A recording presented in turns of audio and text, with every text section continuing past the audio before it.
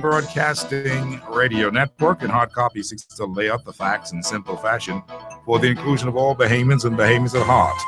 The focus every day to move forthright in our manner to build a progressive and developing country. We are looking forward to a Bahamas with a competent, skillful, and productive workforce. A country we're looking for that can feed and sustain itself.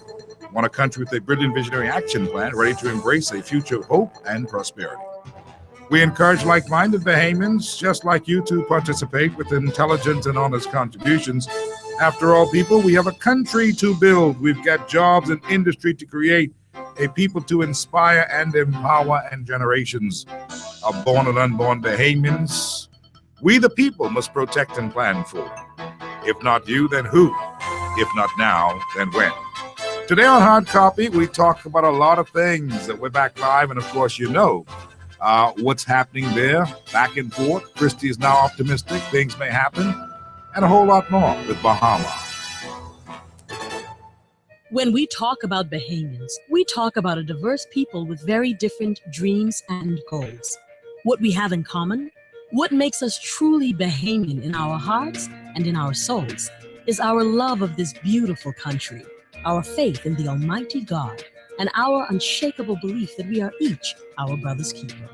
Happy 42nd anniversary of Independence, Bahamas, from your family at Commonwealth Bank, leader in personal banking services.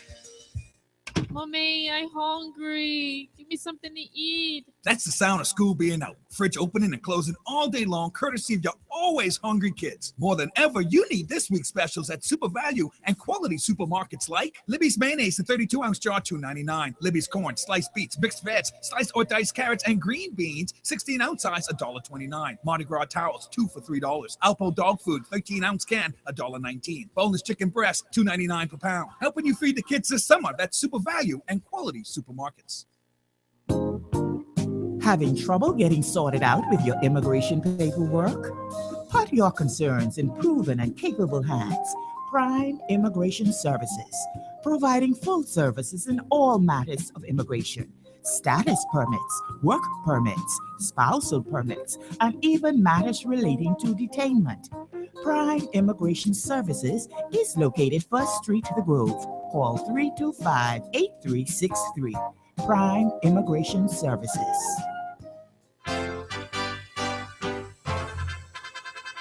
I enjoy Hard Copy. I just love it, the information. It's informative, relevant, and timely. I love it.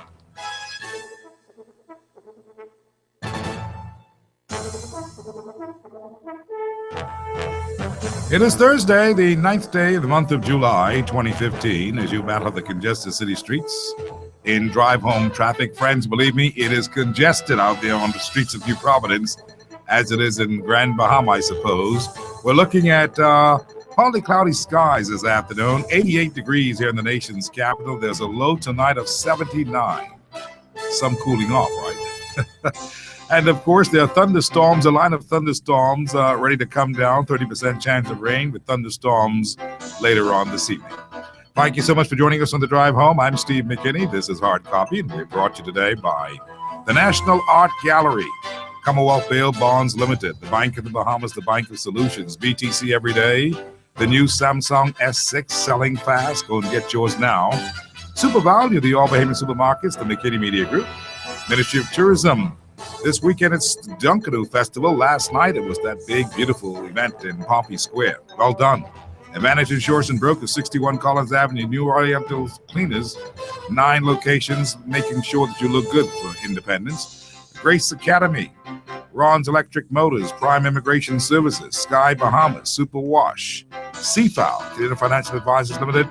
The All Andros Regatta getting underway now. Morgan's Bluff, that's the place to be this weekend. Commonwealth Bank, Summer Madness, Executive Printers, Henry F. Store, The Light People on Mackey Street, Le Bleu Ultra Pure Drinking Water, the official water of Hard Copy. Well, my friends, you can call us today, as you know, on all the telephone numbers that I give you at 325-0235 and you know how to get us on the text, 376-9234. We're on the eve of independence. A lot of focus is going to be headed to Fort Charlotte. I believe it's tonight that they go out there and they gather around on Clifford Park, and then they go straight into the morning for independence. And of course, tomorrow morning, July 10th, marks the 42nd anniversary of independence. Last night, they did something at Pompey Square that I was very, very pleased to have been a part of and pleased to have witnessed. And that is that the government of the Bahamas acknowledged and recognized some cultural icons who have been doing a very, very good job in music and development of the arts and all of that in the Bahamas. And they got a dose of a wonderful proclamation with the picture and everything, a signature of the prime minister for something to put into their homes and show off. It's a centerpiece. And 42 of them received these last night in Pompey Square. Among the pomp and pageantry, Minister Obie Wolshcombe being the brainchild behind this whole thing. And of course, the Right Honorable Prime Minister Perry Gladstone Christie doing his part and being there. And it was good to see the Prime Minister feeling pretty chipper last night with all the stress and anxiety that he's been having. It was good to see him out and feeling good and even wanting to dance last night to do his Christie Shuffle. That was good, and I was encouraged by that because, you know, we are in a very peculiar time. This is a very perplexing time, a very vexing time for a lot of people, including the nation's chief. And he's trying now, I suppose, to get to the point where they can get down to business with Bahama and the developers and try to work this matter out. It seems as if it is salvageable, that they can somehow make it happen. It seems that way. It looks encouraging. And that means that Christie, as he announced last night out there at Pompey Square, was getting ready to get into a conversation on the telephone with the folks in China. So it means that something is happening, Exim Bank and all that, and they're supposed to come to Nassau for this big sit down, and they've got, 12 days to get something done before they go back to the courts. And once they do that, maybe we'll have a deal on the table, and maybe we'll put all this madness and this nightmare behind us. And certainly this happened after this week when they went back to court on Tuesday, and Ismailian and his group decided, they're the developers, of course, they decided, look, maybe what we should do is just relax ourselves and try to work this out and, move away from this bankruptcy, which I don't understand how that's going to happen. It's already been filed. But it's not for me to say. They are the ones who've decided that they're going to give it a chance, and I say that we give them a chance to give it a chance. And so if that can work out, it would mean then that we, the people, can benefit in a big way. We will be able to save face, not embarrass ourselves. We will not be stuck with a monstrosity out there that's unfinished and just sitting there. We may have some new players on the scene at the end of the day. I don't know. That's for them to decide. But whatever happens, the people of the Bahamas are demanding, get it done, and get it done quickly and properly, and put this whole thing behind us. We'll see. We'll see how that works out. Of course, we are opening our lines today for you. We've got a couple of guests coming in as well, the Thursday people. And yes, we want to talk about all these things that affect our country, as well as take a reflection if we can. Reflect a little bit on independence and how far we've come. This is always a trying time for a lot of people who have been in the struggle for many, many years and still not pleased with where we are as a country. Some people believe that we should be much further than we are as a country. Others believe that we should be thankful for where we are with the institutions that we have. And then again, some people say we are deteriorating. We are regressing. We are falling apart because of all the problems we have, crime and immigration and all those things, an economy that's not really firing on all cylinders yet. And, this independence, maybe the idea is to be hopeful. The idea, like we are hopeful for Bahama, maybe the idea is to be hopeful for a bigger, better, and brighter day when this is supposed to be the changing of the gods, this one, based on the prophecy of Miles Monroe. And maybe we will be in a position where very shortly we will see new people coming on the scene to do new things in a new Bahamas that will really make us go to another level. I was, as I said last night, impressed with what happened with the musicians. They were very happy, by the way. And while some may say, well, that's politics, the truth of the matter is that the time has come. The time has come for us to get it right. The time has come for us as a country to get things right, to make sure that we are honoring our people, to make sure that they're getting their roses while they're alive. Many of them who were honored last night were not there because they've already gone home to glory. But the thing about it is that it happened. It's the first in a series of those kinds of events. And it shouldn't happen as Pat Ramming. I spoke with Pat Ramming last night, who was also on it. Pat Ramming said, Steve, really, this shouldn't be something that happens every now and then, every once in a while, or every once a year at Independence. This should be something sustainable. We should be moving through the communities of this country to make sure that we can honor even those in our communities who've helped to build them. And he says this is why many cultures erect statues, because people forget. And when we saw a lady last night like Priscilla Rollins, the woman who put the song together, Independence Morning is Like a Baby Born, she's not a happy camper these days. I might as well tell you that. But she was pleased to have been honored, and, she took it in strides and all that. But it is just that it's so long. I mean, this is 42 years later. Now, better late than never, and I agree. Nothing happens until its time has come. Wilschcombe, who had spoken to me some time ago, had told me that he wanted to do this because he thought it was very important as a Bahamian. He thought it was very important for us to ink into the record books, to put into the annals of history the people who have made things happen in the modern Bahamas. And he always wanted to do it. He somehow got a budget to do it, I suppose, from tourism, and they did it. And this is good. It's the beginning. So let's not criticize it. Let's look at it from a point of view that we have started on the right road, because every year around this time, I would be the one who would say, look, we salute this one and salute that one. This year, the government took it. They saluted some people. That's good. And I saw my good friend Duke Errol Strawn and all these people out there last night being awarded and honored. And Dr. George Barry, this was good. This was good. Cookie Allens and Hope and Greg Lampkin, these are people who helped to do a lot of things in this country, and I'm pleased that they were honored. Having said that, the key now is to how do we sustain these kinds of things? Do we wait for another independence, for another batch to be honored, or do we establish some people? And Pat Ramming said it to me last night, people who know who these people are, people who know where to find these people who know how to organize such events. And if we can do this, it was at a top class level last night, by the way, all the acoustics and all of the what you call the aesthetics, everything was beautiful last night. And if we can begin the process of doing this all the time, we will catch up, one, because we're 42 years late in many ways, and we will also be able to help these youngsters understand who these living legends are. Very important. And the young man who did all the sketching, his name is Jamal Rule. He sketches for the Tribune. I spoke with him last night, and I gave him a question. I said, Jamal, listen, who was the toughest fella to sketch? He says, you think you're going to fool me, Steve? I say, but I ain't going to tell you. He said, I could tell you who I enjoyed sketching, and it was some pretty girl. But the point what I'm making is that he did a fantastic job of sketching the many honorees. And I said to myself, look at the talent that we have. We have everything all contained, and we have to unleash it. I mean, all Bahamian, and that's what I liked about the whole thing. Everything about it was, even the Royal Bahamas Police Force Band, honored, for the many years. This was a wonderful thing. And I don't believe that people will realize how great it was of an impact to the cultural society, but it really was. And I'm encouraging those in charge to do it again and do it some more and do it a lot, because it's important.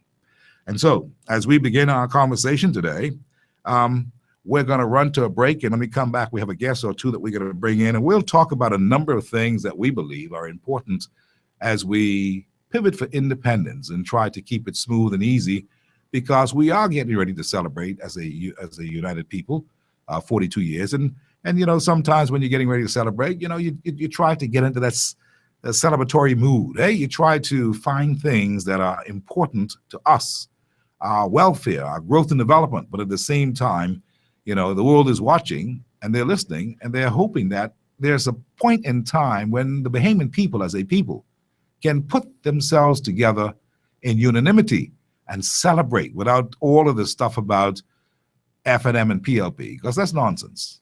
It's always been nonsense to me, the way that we have tribalized these things. But there's a time for everything. And today I think a time is a time of unity, to look at we as the people. Can we talk as Bahamians today, friends? Good. Let's run to the break. When we come back, we will take your calls. The lines are wide open, 325-0235 or 632-502-4243. 325-0252-053.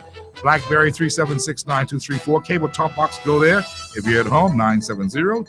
Go to the apps on TuneIn Radio and pick us up on Peace, iPad, iPhone, any Android, and you'll get us. Follow us on Facebook, Hard Copy, and on Twitter, Hard Copy Bahamas. When we come back here this afternoon, we'll talk with some of the young folks that we have been courting lately and find out what they got to say about all of these things that are just unfolding before our eyes. Tonight on Hard Copy.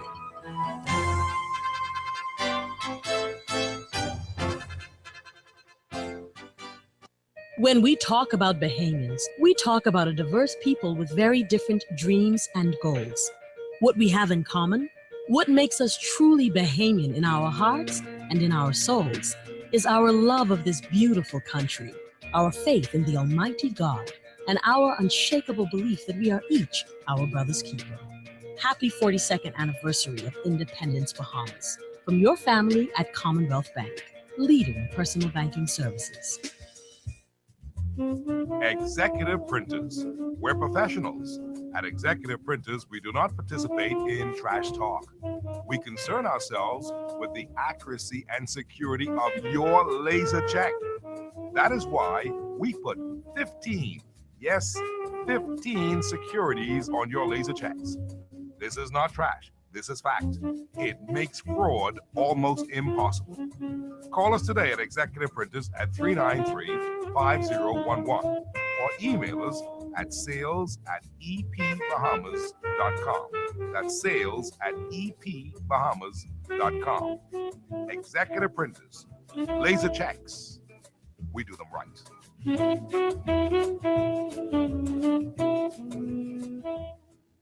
Oh no, it can't be. Not already. You must be kidding me. Say it ain't so. Unfortunately, it's true. School is out. Well, time to head to Super Value and Quality Supermarkets for specials like Cardinal Cream, the large can, $1.09. Kraft Macaroni and Cheese, 7 1/4 ounce box, 99 cents. Seabest Tuna, 5 ounce can, 99 cents. Flash All-Purpose Cleaners, 28 ounce size, 2 for $3. Chicken leg quarters to 10-pound buy, 89 cents per pound. Saving you some money this summer at Super Value and Quality Supermarkets. What's hotter than summertime in the Bahamas? A Junkanoo and Goombay summer in the Bahamas. Get ready for one sizzling summer with 2 exciting street festivals. First up is Junkanoo Summer Festival every Saturday in July. Come see your favorite Junkanoo groups face off at Arawak Heat. And while you're there, enjoy mouth-watering Bahamian cuisine and entertainment. The heat continues into August with the return of the Goombay Summer Festival. Yes, you heard right. Goombay is back. Join us every Friday in August at Arawak Heat for live Bahamian music, delicious local cuisine, authentically Bahamian arts and crafts, and lots of games and entertainment. Junkanoo Summer Festival and Goombay Summer Festival, brought to you by the Ministry of Tourism. See you every Saturday in July and every Friday in August. Visit Bahamas.com/summer festivals for more details. Get ready for the All Andros and Berry Island Regatta, July 9th through 11, Morgan's Bluff, July 9th through 11. Andros, here we go! Regatta sites open Thursday, July 9th. Opening ceremonies include members of the Regatta Committee and its affiliates, North Andros United Choir, the Ramming Brothers, Pastor Denzel Roland Son, Church of God of Prophecy, Brass Band Plus, Watermelon Contest, Crab Catching Contest, and more. Friday, July 10th, the activities start from 10 a.m. Boat races, plus performances by Fusion Dancers, Ruben G, KB, Sammy Sword, Gino D. Then beginning 8 a.m. Saturday morning. Lots of contests and surprises. Saturday night, it's the Sailors Awards presentation and local talent competition. With the All Andros Fashion Show Extravaganza. Entertainment by Metellus Shipman, aka the Obed Man, Elon Moxie, D Max, The Lead. At 3:30 a.m. and Jumped in the Rush Hour by the All Andros Crew. Don't miss the All Andros and Berry Island Regatta, July 9th through the 11th. Entrepreneurs, are you missing out on sales because you don't accept credit card payments? Then BLB has the solution for you. Introducing BLB Mobile Express, the most affordable mobile card processing package for self-employed persons. With BLB Mobile Express, you can accept credit card payments almost anywhere on your smartphone or tablet, so you never have to miss a sale. Get paid on the spot with BLB Mobile Express. Visit any BLB branch or call us at 397-3000. BLB, your bank of solutions.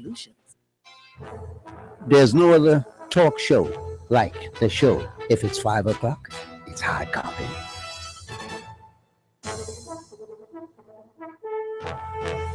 "26 behind the hour." This is Hard Copy. You can be a part of Hard Copy today, friends. While we talk it somewhat light, we still talk it with a power punch about the issues that are happening here. We're on the eve of independence, as you know, and a lot of people want to make their way to Clifford Park this evening because that's where all the activities will be. And then thank God for Junkanoo, because I was telling some guys early this evening in the barbershop that, you know, Junkanoo has been able to bail out so many governments in the past, because once they give the cultural expression, when people hear Junkanoo and the young people get involved in Junkanoo, they don't worry about too many other things. But there's something that I want to, as I introduce Prince Smith with me this afternoon. Prince Smith, of course, has been here several times before on a Thursday, and he's one of the new faces that we've been talking with and trying to help to shape the Bahamas and looking forward to a brand new attitude among Bahamians in the Bahamas going forward. And certainly the Bahama Project would have been an eye-opener that we just cannot rest on our laurels believing what everybody tells us. We've got to be prepared for those people who come to the Bahamas with a song and a dance, and sometimes they will confuddle you and they will cause you to say things and lose your patience, and you've got to be on the top of that, on the cutting edge of it. But you know what else is interesting? We're going to talk a little bit about that today. But Prince, as I say, good afternoon. How you doing? Good afternoon, Steve. Good afternoon, Bahamas. Good to see you. You know, one of the things that's interesting, Prince, is that we drive around town and we don't feel the independence flare this year. I don't know what it is. I think I remember some time ago a minister telling me, minister of the government, that they want to do independence big every 5 years, and in the off years, like say the 40th anniversary, big, 45th anniversary, big, 50th anniversary, big, like that. But in between time, we kind of like low key it. I have a problem with that. I don't think we should ever do that. I think that independence is a kind of unifier. I think that when we have independence, we ought to be able to basically always promote it in a way where, you know, and have a budget for it. You know, independence coming. Have a budget for it so that we can really promote it in a way that everybody's going to feel good about it. And at least one day out of the year, we can feel united as Bahamians, because we are so politically polarized, Prince, that we are always talking politics and always playing a political game. But as I drove around, I don't see the flags. I don't see them on the cars. The barber tell me, Steve, that's a sign of things that people dead broke. I don't know what that means. A flag on the car, I don't see the paraphernalia the way that I expect to see it, even though it's just the 42nd year. And I say that because in the way of the thinking of this minister, they're thinking that every 5 years it should be a big thing. What are your thoughts on that? And what has been your impression as you drive around town? Would you know that it's Independence tonight? You wouldn't know. you really wouldn't know. I don't see any decorations that would suggest that independence is upon us. You know, I think it's a sad commentary, really, because for a nation with such wealth and potential, I mean, why is it that we can't do something as symbolic as independence? Why can't we just get that right? You know, it's so straightforward. We've done it 40-something times before. Yeah. 41. This is gonna be the 42nd. And so therefore we should be experienced at it and getting it right. And to create the synergy and the pomp and pageantry that independence deserves. You know, one certainly doesn't feel it when one drives around. Yeah, but do you think? See, this could be a combination, Prince Smith, of many things. This could be a combination of people ain't got no money to buy no flags or dress up no car. The economy ain't that good. It could also be that people are disconnected from the whole idea of independence and the celebrations, because we've done a lousy job of talking about how important it is that we are an independent nation. Some people say, you all didn't do anything for independence. The British just wanted to get rid of you. So that's so it could be a combination of that. It could be a combination too of we've become so politicized that we even see independence as a political thing, because when it happened in 73, 42 years ago, there was a group that said that, they weren't ready for that. They say independence, but not now. You see, so I don't know if this is passed down through the times, or the stories have gone missing, or there's no real story that connects, that people could connect to with independence. So much so that young people would want to look forward to it and celebrate it. Tomorrow, there are many people who are doing their own little thing, which is good. And the only thing that we're looking forward to here in New Providence is the big Clifford Park thing, watch the police march, that kind of thing, and perhaps a cultural show. And we appreciate that. But I'm saying it doesn't unify us to the point where we are all enthusiastic and all looking forward to it. And I wonder, why do you think that is from your perspective? I believe I know why it is, but why do you think that is?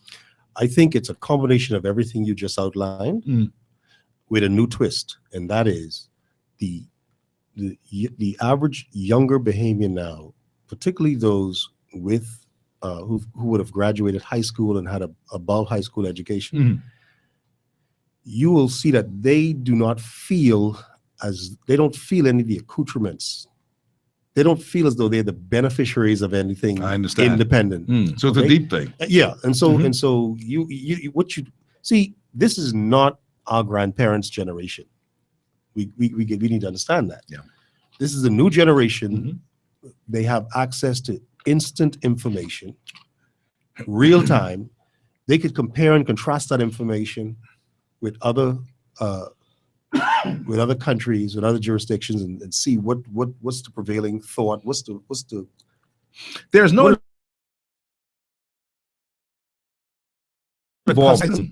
okay, and so therefore, because they are detached and somewhat removed, and it's not because they wanted to remove themselves, they're just not included. There's just no. You think mechanism for them to inclusion? You plug think in. exclusion? You think exclusion over the years of young people involved has a lot to do with the lack of enthusiasm, Absolutely. the lack of energy. Yes. Well, you may be right, because when we were in school, around this time, this was big. I mean, we'd be out for the summer, but long before the summer comes, there would be competitions that were on the radio. You can draw something and you can win something. Competitions all over the place. Yeah, you can write an essay on why you feel a proud Bahamian. That's right.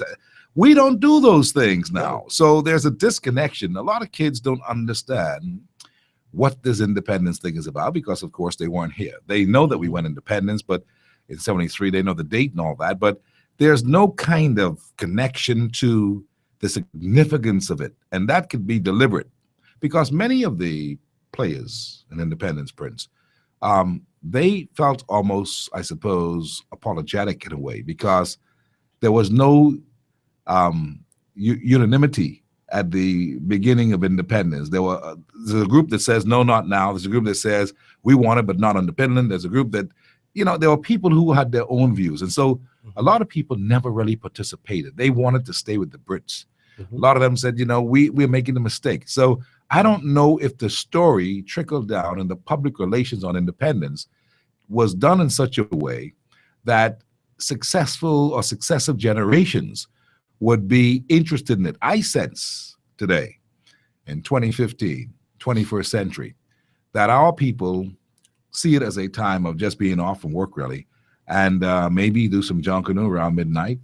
They're not interested in no speech. They're not interested in any ecumenical service. We have strayed. We've strayed from what the whole call of independence was: a nation of people coming together to keep some traditions and to keep at peace with God. That's really, and a nation that believed in God and wanted to do some things. I suppose we've gotten so far away from that it's been watered down to, we can throw some junkanoo in there, we can have some girls do some cultural stuff here, we can have a couple bands there, we'll have, the marching band and people like that, and that's it, and they have something.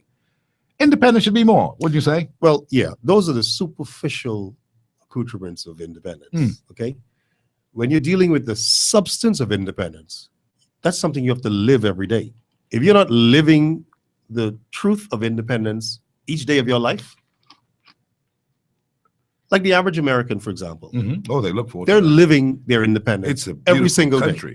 day. Every single day, they're living it. And when it's American independence, you know that. Oh yeah, you see the commercialization of it. Months you see in the advance. participation. Yeah.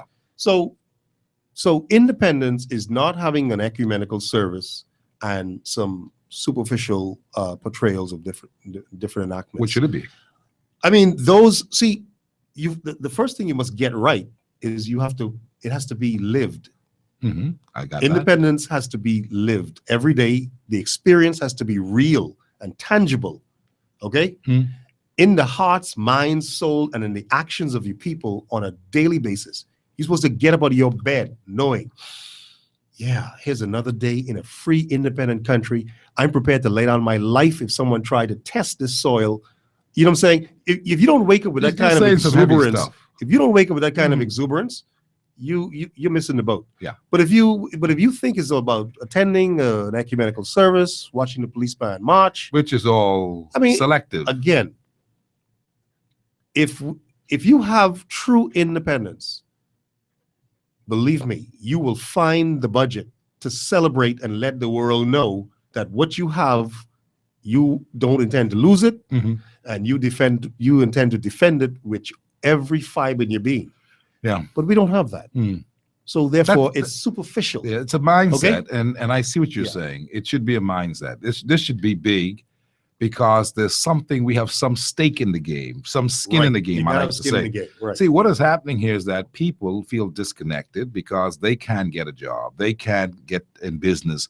They can't get to own anything. They feel that they're on the second thought, if you will. They feel as if they're getting what's left over. They're from marginalized. They are marginalized. And it's not easy. So you made something very interesting just now, said something very interesting when you said you want to wake up and you want to feel like you're in a free country where you can, when you wake up, you know you're the king. You're That's the king. right. Absolutely. When the average Bahamian wake up, does he feel like he's the king? When as you wake up, and I want you to get involved with the conversation there, because this is a chat. I mean, we need to talk about these things because we keep missing the boat, believe that everything, that politics is the be-all, end-all of our whole existence. Let's wake up today. Let's talk about this thing. Do you feel like a king when you roll on the bed in the morning and you know that you've got the day to look forward to, and anything which you want to do, you perhaps can get done because the systems work? That's right. You can go That's to where one it place. begins. Yeah, you know the system's going to work. You know that you know that you're going to be in the rat race, but you know the system works in a fair, level playing field way. Right. I don't think that we get that, and that's what Prince is talking about. That we can't feel a part of something because we are not. Don't have a look here. I've been trying to do this for the last 15 years. I can't get off the ground. That's right. The banks ain't gonna lend me no money because the system ain't right. The system of governance in the country is not focused on the things that we ought to have as an independent nation or an independent people. So they're not making it any easier for me to be able to walk into a bank as a proud Bahamian any day of the week. And once I have all of my things together, my feasibility study, et cetera, that I can get the loan, that I can get the startup capital to do business. The average Bahamian knows that that's a pipe dream. Even after 42 years, they know that. That's right. It's non-existent. And so will they be able to wake up and feel like, this my country, man, I'm in charge of this? Will they have the kind of pride, Prince, to say, there's so many others coming in and benefiting from the fat of the land to their detriment and to their disadvantage? Do they feel ready to say, look here, this is my country, don't talk bad about this country, don't come around here saying no foolishness? Some Bahamians just naturally have that. The vast majority of Bahamians, I want to believe, naturally has that. But you know what's happening? A lot of our Bahamians are wavering, and I'll give you a good example. They're wavering on the line of, because they're marginalized, because they have nothing to look forward to, because there's no real stake in the game for them by those who have made the system what it is, they will go any which way, just like a potcake dog. You kick the potcake dog, you wouldn't feed him, he go in the neighbor yard. And he's comfortable laying under the neighbor car, comfortable eating of the neighbor's garbage because you wouldn't do your job. Now, here's what happened just recently, and I'm going to bring this in and show you what I'm talking about here. Because of the lack of belief in the system by youngsters, that they have a stake in the game, because we've not given them a good example as to how they have a stake in the game. Mhm. Because we can't see spread across the entire country that no matter if you're from Andros, Acklands, Crooked Island, wherever you're from, you got a stake in the game. Do you That's know what right. happens? When they get somebody coming to town to build a major resort like Bahama, Mhm. in a split second, these guys could pick up placards and picket against a sovereign government that they elected That's right. because they have no stake in the game.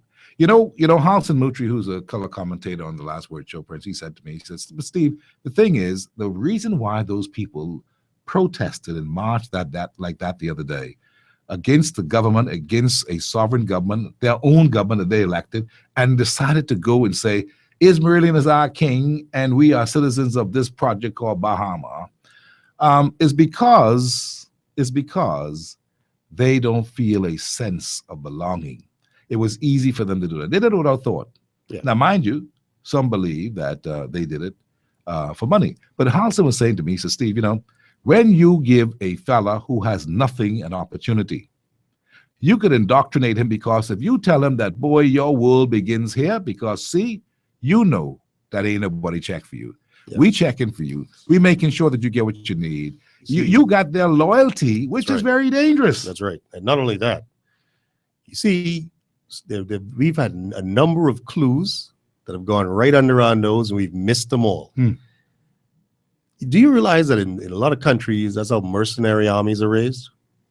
Right, people who have no stake in it. Well, no stake in the game. They sit and idle, and they are vulnerable This is to how anybody ISIS who is comes moving. with a nice stake. This is how ISIS is moving these That's days. right. Across even the Caribbean. And because of our people, and from all that I've read and all that I can understand up to this hour, I think that the allegiance that our people have shown Ismailian was misplaced. Okay, of course. From everything I've read and seen up to this very hour. Now there might be something out there that could change my mind, but everything I've seen so far Their suggests allegiance is misplaced. yeah, their allegiance is misplaced. All right. But again, anyhow, I'm going to leave that right there, Steve, because that can go. Yeah, it is that can go misplaced. sideways. It is misplaced, and Okay. people know it. And you know something? The Haymans have not really spoken about that. They've been offended by it. Some of us have been embarrassed by it. Some don't want to talk about it. But it's a sign of the times. It means that people want more than we are giving them. And Right. as we look at this sad commentary about the independence celebration again this year, though it's the 42nd year, and though in the minds of some government, it is not the big part of the celebration, just do a little something to acknowledge it, I don't believe that we should be doing that.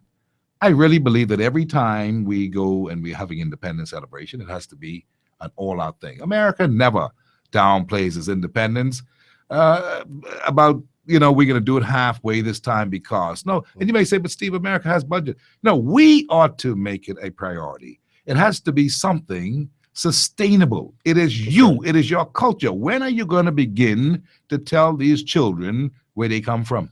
Steve, independence celebration is essentially validating your existence. When a nation exists, it exists for whatever stated purpose in its constitution, right? That it's going to provide freedom, this, that, the other for its people. Equal opportunity, and what have you, okay? Employment, the basic things we're lacking. And so your celebration every year is basically validation of the constitutional rights. To be a that you have. testimony to how it's a far we've testimony. come into who we are. Right. Okay. And so you're supposed to be validating that every year with pomp and pageantry. There should be no guesswork when it's coming. That should months in advance. There should be teasers, leading up to it. Yeah, and then it's then the grand finale. As I drive around, even on my way here, no flags. I couldn't. I counted the flags. Not on a my couple of wildest cars. dreams. I would imagine that independence It's tomorrow. No. Yeah. It just doesn't say that. Well, we're going to talk about this. People, you can call us because I think it's an interesting conversation that we've stumbled on today. And it may make us get the deep meaning as to who we are as a people and why we so wishy-washy on a number of things and why a group of people could just decide that, look here, We with somebody else. We're going to put our allegiance there because we don't believe in our government and that they can do some things. And that's a side commentary. Really, it is. To me, I was disappointed with it. But, be that as it may, it is something that has happened. And so now, as we talk today, you can call me at 325-0235 or 6, 325-0242 or 43, and 325-0252 or 53. It's important to talk about why we don't have the feeling and the fanfare of the pomp and circumstance and all the things for everybody to be involved in. Why is that? And can we change that? Will the new generation of people that Miles talk about, will they change that? Is that a part of the assignment? Hard copy, how are you? Steve, how you doing? Peace and love, all is well. All is good. Good to hear you, Wayne. Prince, my friend, good to hear you, and good to hear you sounding so strong. Thank you. Steve, this is John here. Hey, John. I put on my shirt today, boy. How you doing, John? I got on my shirt today too, Steve. I listen, and I am mad proud. Independence is a big deal to me, no matter who else is celebrating or not celebrating. And I had on my shirt for a couple of days now. I listen to you, and I listen to Prince, and I know Prince personally. I know Prince is like me. He's very much a born free nationalist. Prince is an ardent nationalist. If nothing else, he is a Bahamian and believes in all things Bahamian. But like most of us, he has experienced the painful abandonment of his independent government when his government was needed. And many of us would have felt the abandonment of government at a time when we would have needed government, and sometimes the abandonment in the favor of foreign interests. That's right. The truth is that when you look at it, this lack of independent spirit, I have been noticing it. I think you guys hit it all, hit a lot of it. And I, as you say, one of it is this is a very hard time, but it ain't so hard that Bahamians can't find $5 for a flag to put on their car. It is very hard, but Bahamians could find that $5 if that spirit was there. When you look at this generation and you talk about who is now experiencing independence at 42 years, you're talking about an entire generation of people. Okay, that's correct. And that generation, that 42 now to 18 generation of born free Bahamians, people born Bahamian, those people now make up the majority of Bahamians. Okay, so you see now that the majority of Bahamians are feeling, and the first set of Bahamians to come of age. It's a serious thing that you guys are talking about. Absolutely. Generational shift. Okay, the first set of Bahamians to come of age are feeling excluded from the Bahamian dream. That's a serious, serious thing. And why are they feeling excluded from the Bahamian dream? Because they've had a lack of opportunity. Okay, they have been taught. They've been taught to believe that all hope and all advancement comes from the next large foreign direct investment. Or the next ability to borrow some more money from some foreign entity. Okay, they've been taught that. They've been taught that the only way that we move our economy forward is to sell our primary factors to foreign interests, to allow those foreign interests to develop those lands using our capital and give us jobs. They've been taught that. They've been taught absolute and total dependency. Okay, so when we talk about it, that we say that are we dependent or independent when we sit and look at it? The same people you're talking about, and who have traveled, who have exposure, and those who haven't traveled have been exposed to 6 million people a year coming here. Okay, so the world comes to the Bahamas, and that information is here, that information is available. That's right. So when we look at even our legislative agenda is as pushed and suggested and mandated from the early 2000s when our banking system was totally overhauled and revamped due to foreign pressure, nothing to do with local desire. Okay? That's right. So when we look at the largest contributors to political parties are foreign interests, okay, foreign interests. So we know that we are dependent left, right, and center. We are energy dependent, fuel dependent, food dependent, financially dependent. So when you look at your government, your country, your so-called independent country, as being completely dependent on foreign interests, Yep. then how do you yourself feel independent in a dependent country? All right? So when you hear persons such as myself, Steve, yourself, Prince, and others screaming that we are born free, wake up. This is our country. We must own this country. We must stop selling land. We can lease land. You're considered fanatical. You're considered on the fringe, but that's not fringe. That is nationalist. That is necessary. We need to have our own financial system. We need to have our own banks. We need to own our banks. We need to do our own internal lending. This is what we need to do. So when we talk about a time and a spirit, I think what you see Bahamians right now, this born free generation of Bahamians, is a period of reflection. It's a period of looking at. It's a period of really meditating on whether we are independent or not, whether we feel independent or not, and what exactly we're going to do about it. Okay? So, but to say that we feel not Bahamian or not proud or not incredibly, possibly even more nationalistic than those who were once British, I put it that way. We are Bahamian. We are nothing but Bahamian. Yeah. That's it. Well, I'm hoping, John, as you say, and if you've really put it squarely today, that our people begin the process of looking inwardly and trying to develop our people, because this is nothing new. I'm going to share with you in a moment why what you say is nothing new about what we're supposed to do. It was the philosophy of the father of the nation, as we reverently call the late Lyndon Oscar Finley. He said some things 2 years after independence, because he recognized that we had already begun a turn in attitudes about being dependent on someone else, when he had told us, now look, to be your own nation, you're going to have to work hard. This is hard work. You've got to develop your people. Something began to happen from then, and we never seem to have corrected it, to the point now where we are in 2015, and we are looking and bemoaning the fact, lamenting that the spirit has gone away. The light has gone out, basically. Not completely. The point is, we are getting to the point now where we're not so sure what this whole thing about independence in 73 was all about. We don't feel a sense of importance. We should be like kings, because I got the saying there's no one in the Bahamas being Bahamian. But you see, the trouble is they don't believe that, because they've not been indoctrinated to understand the sound philosophy of being a Bahamian and the sound philosophy of building a country. We don't have that. We're devoid of it. Well, you see, Steve, once your citizens are actually living that truth in actuality, that is the self-evident endorsement, okay, that makes them behave differently. You follow me? I mean, you could dangle water in front of a thirsty man all you want, but until he actually gets a sip and quenches his thirst, it means nothing. And you don't impress him. You don't impress him. Yes, okay? Steve. I appreciate it. You should have been sitting in the studio with us today. It's not too late. You are in Baintown. You in your constituency, John?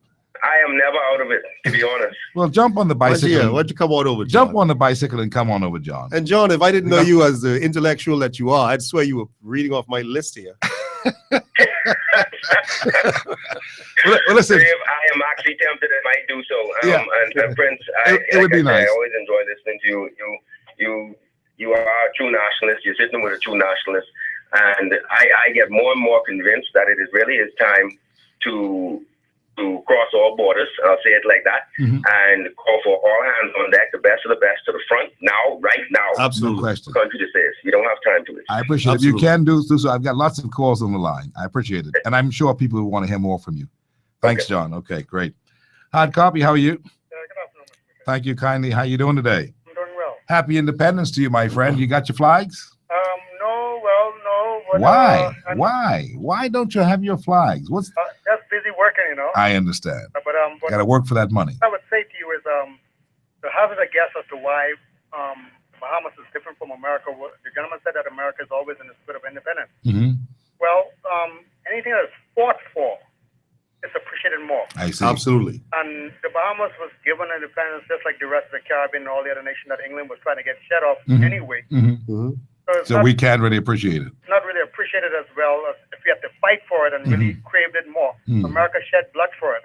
You know, it fought for it, and it was something that was greatly appreciated. You know, the the tougher the battle, the sweeter the victory. You That's enjoy those things that you have to fight for. Parents give you the inheritance. Yeah, it gives you something we'll never forget, how we had That's to right. go through this struggle. That's right. Parents give you something you'll squander it. If you have to work hard for it, you'll keep it up as best you But listen, car, you know. I will advance you that theory and that thought. But listen to this. Just before independence, we fought hard for majority rule. This was a real fight. This was a fight, my friend. Your mom and my mom, perhaps, or grandmothers and grandfathers did all kinds of things to bring about a change in direction for their children because things just weren't right.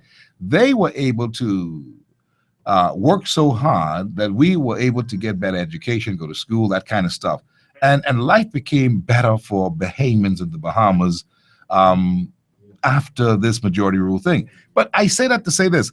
Do we celebrate and appreciate majority rule the way that we should? No, it's still something, even though we should be able to feel good that we struggle hard for it. See, I'm going with your theory. Yeah, but the if you problem with fight that for is that something, majority you ought to rule appreciate it. ran it to us about a year ago. Mhm. And what happened was if they had done it soon after we got it, it would have been a lot more appreciated. Yeah, But just granted to us, and the generation, at least almost 2 generations has passed. yeah. And those who now are asking to celebrate something they know nothing about. It's like you're asking me to celebrate the Burma Road riot. I can't really wrap my mind around Well, that. that's because we haven't done a good job of teaching and sharing the information, and that's where the problem really comes in. The tire hits the road when we ask about, so what have we been learning in school about a new nation? Somehow the politics and the powers that be didn't think it was a good thing to teach the children about the freedom fighters, that kind of stuff, in our own terms. So we come up with a lack of appreciation for what the struggle was. They don't teach civics in school as much as they used to in my time. Yeah. Well, I appreciate your contributions, and I like what you said. One more thing before you go. Sure. The gentleman was mentioning something about the banks not lending people things for business, etc. I've learned long ago that the banks will lend you anything to buy a consumer item. Yeah. Yes. But they wouldn't lend you anything to do a business. But This is what we're talking about. Very true. That can't sustain a nation. All you are is a consumer who's like one of the bees feeding the queen bee and taking all the money to the queen bee. I mean, we've got to do things where we can develop our people. what I've learned, though, Steve, is that Bahamians is not safe. So what I've done was, because I've started myself a business that I hope to reap the benefits of late this year. I've had to save on a daily basis. Bahamians do not save. If you save $20 a day, you'll be surprised how much that becomes in a year's time. Yeah. And we don't do that. So we spend more numbers than that, and we still want to complain. But I think we have to generate a spirit of savings in our country. Yes, I agree. I wanted to tell that to the gentleman that you had one time ago, Mr. I forgot his name. Battle, I think is this. The fellow, light-skinned fellow, Fidelity. Oh, yeah, Gregory. Right. He had taught me how to get out of debt. I got out of $100,000 debt just listening to him. Right? Through saving. Something that he taught me many years ago. He didn't know me personally, but he was on Junior Money, discussed something that and I put that to use, and it worked for me. Well, I'm still practicing that today. So that's Bahamians just wonderful. need to develop a spirit of saving. If they can do that, they can be able to fund a lot of different businesses because I'm doing this totally out of my pocket. Yeah, And I think that I thank God for where He's brought me today. that's good. All right. Well, praise the Lord for you. Thank you kindly. Yeah, you're welcome, man. Thank you. Wonderful. Now, that's a good story for independence, and that's something good that he said about what we need to do. Prince, let's talk about that for a second as we continue to take the calls. Just for a little quick second, 30 seconds. Sure. Yeah, banks need to lend. Bahamians have great ideas. Some people need an upstart. Some people don't have the patience to be able to wait for 20 years to save some money to get it moving. And why should you? Every place else in the world, there are systems in place, and that's what we were talking about. The system has to be one that is friendly to the growth and development of people through business. Small businesses drive economies. If people got good ideas, it should be a way that the system, the thought process, the actual acceptance of you coming to the bank and looking for a loan should be embraced. It is not embraced. You know that. Well, you can Steve, get a consumer loan. Steve, this starts at the top because banks don't just magically appear in countries. Exactly. Banks come in under either a charter or some kind of mandate, and they meet with heads of state, and they constantly months. How do you allow banks to take root in your country, and they don't have some basic understanding that a certain percentage of their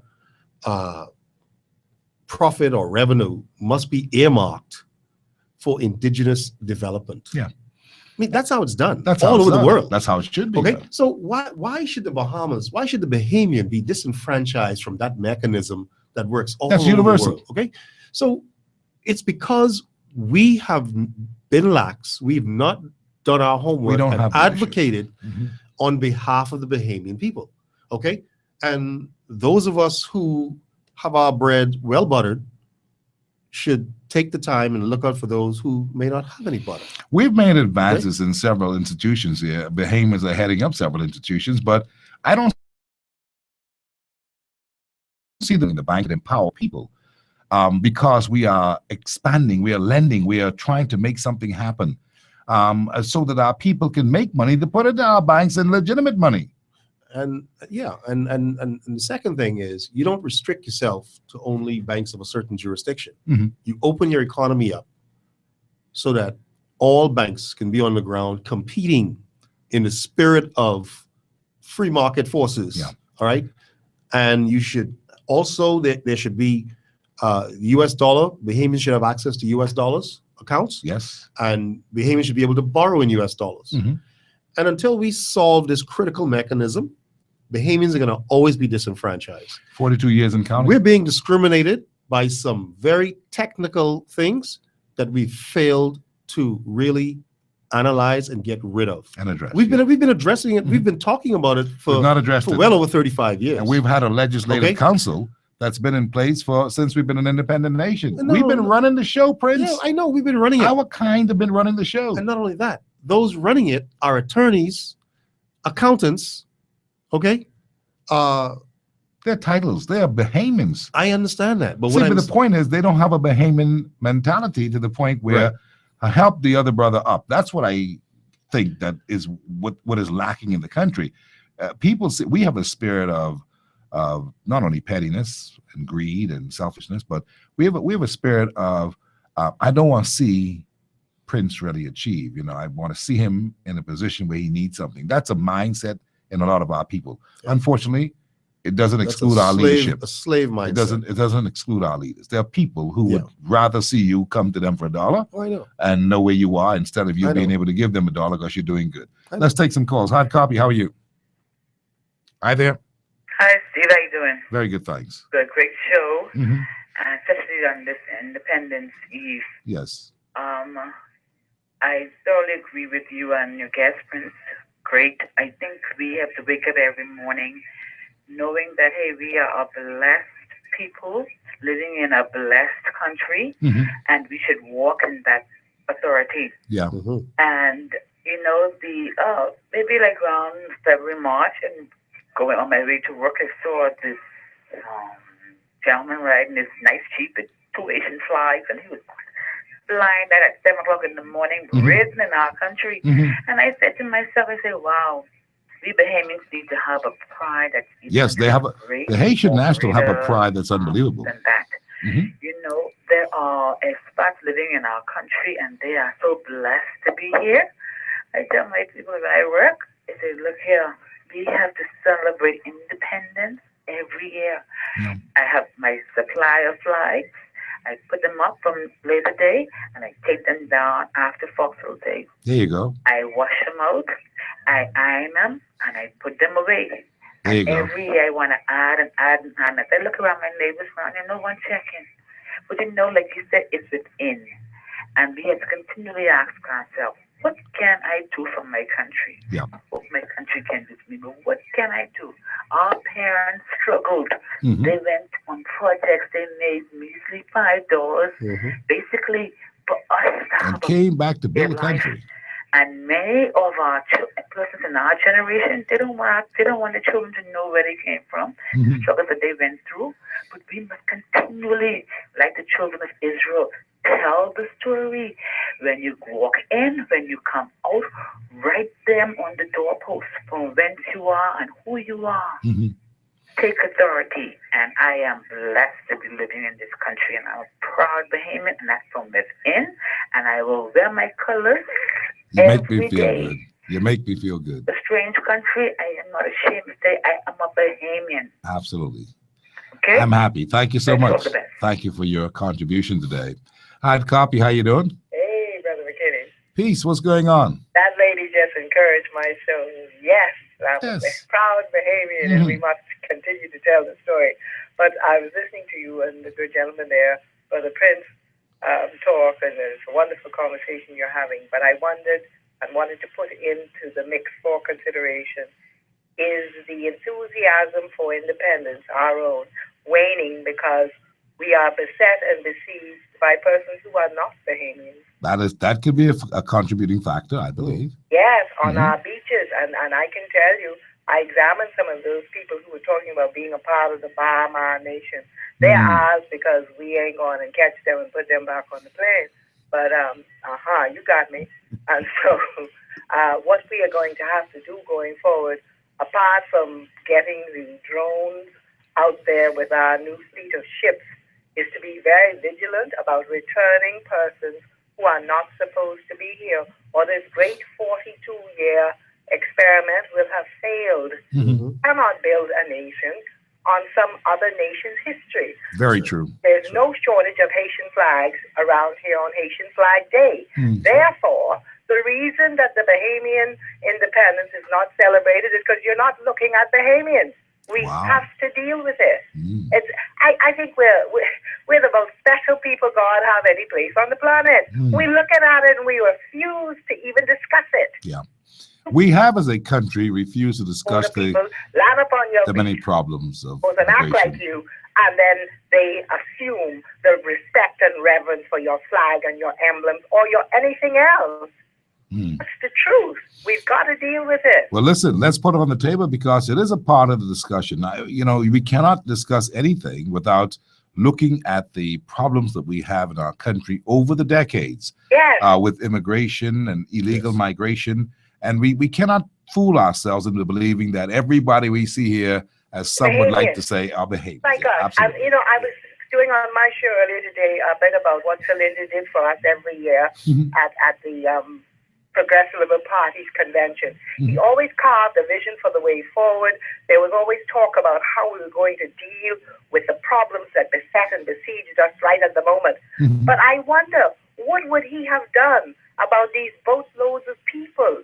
How would he have addressed it? Because we're certainly not dealing with it properly. Dominican Republic, they're going to remove at least 200,000 people. How many of them going to land up here while we are paralyzed and crippled and sit on our hands? What are we going to do? It is a very, very scary question that you ask. Got to keep listening to you guys. I God appreciate bless it. you. Thank you kindly. And it is something that cannot really be ignored. Let me take these other calls, Prince, and then we'll get to that discussion. Hard copy, good afternoon. 8 behind the hour. How you doing today? Hello, good afternoon, Mr. McKinney. Yes, sir. Good afternoon to you guys as well. Good afternoon, sir. Mr. McKinney, I'm enjoying the show. So, Mr. McKinney, we have to get down to the underlying problem in our country. What is the underlying problem? Mr. McKinney, the underlying problem is this. To be human right now at this point in time as an unforgivable spirit. Back then they said it was a village that raised a child. Now it is that now you can't talk to certain people, children, in a manner where you can help them. The Bahamians have developed that mentality where they don't like people or forgive people. On top of that, the Prime Minister said it very clear last night. Maybe we should institutionalize culture. He actually also said that we don't honor Bahamians. He said it again today. We really don't honor Bahamians. Mr. McKinney, when you look at the real reality and the underlying truth, Bahamians have it where in our country, before we allow Bahamians to do things, we allow a foreigner to advise us on things that Bahamians can do. Well, this is the time when young people like yourself have to get together and demand that the time has come for a change, a paradigm shift. I mean, it's been prophesied that it's your time now, yet there's some people on the scene who you won't get rid of just like that, but you can change the thinking. And the thinking has to be, as Lady Russell called a short time, that we've got to deal with the most significant problems that plague us. If you are not feeling well and you go to the doctor and you know that you get to the doctor, you get shame. I mean, you ain't want to tell him what you're going there for. You know what hurting on you. You know what the problem is. You showing him this little sore on your foot. That ain't it. You got to tell him, Doc, this the real McCoy. And then he say, oh, that's why you got that little sore on your foot. And if you don't do that, you won't get the real help. Right. We are doing that in the Bahamas. We're a schizophrenic nation, you know. We want to have all things all the time and play around with it. We've got to face certain realities. We've got to face the reality that the economy is growing by a mere 1% this year. We've got to face the fact that we have a major immigration problem that we have not really been tackling properly. We've been putting some bandit approach to it. That's fine. But, you know, we've got to really tackle it. We've got problems in this country with crime. We have to tackle it.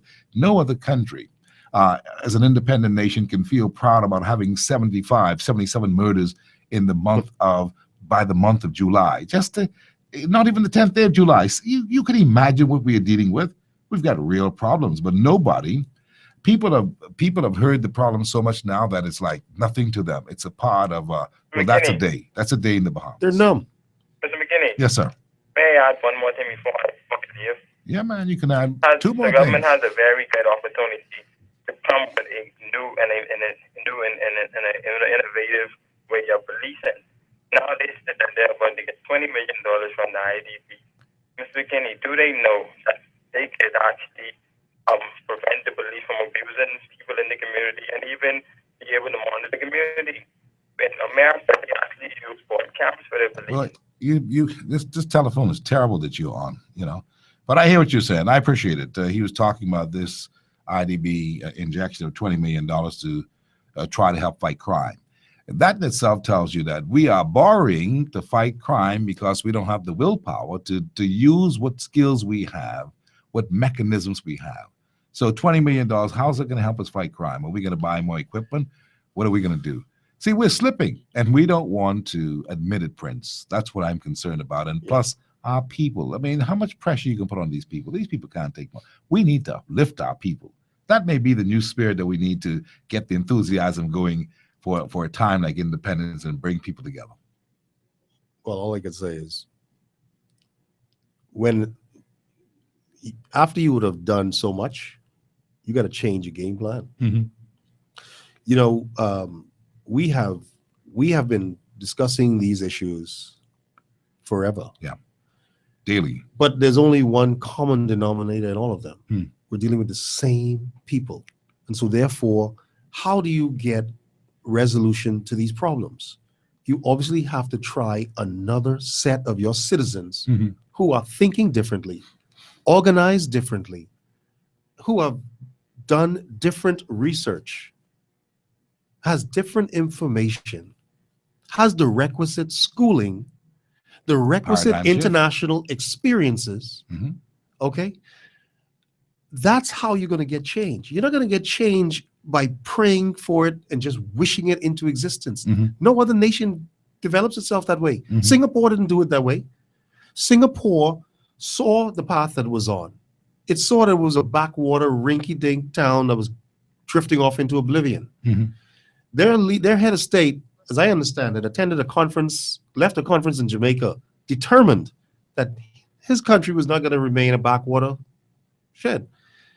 Went there and just turned the tables around. But he had the willpower. He had the willpower. He had the courage. Right. He had the vision, perhaps.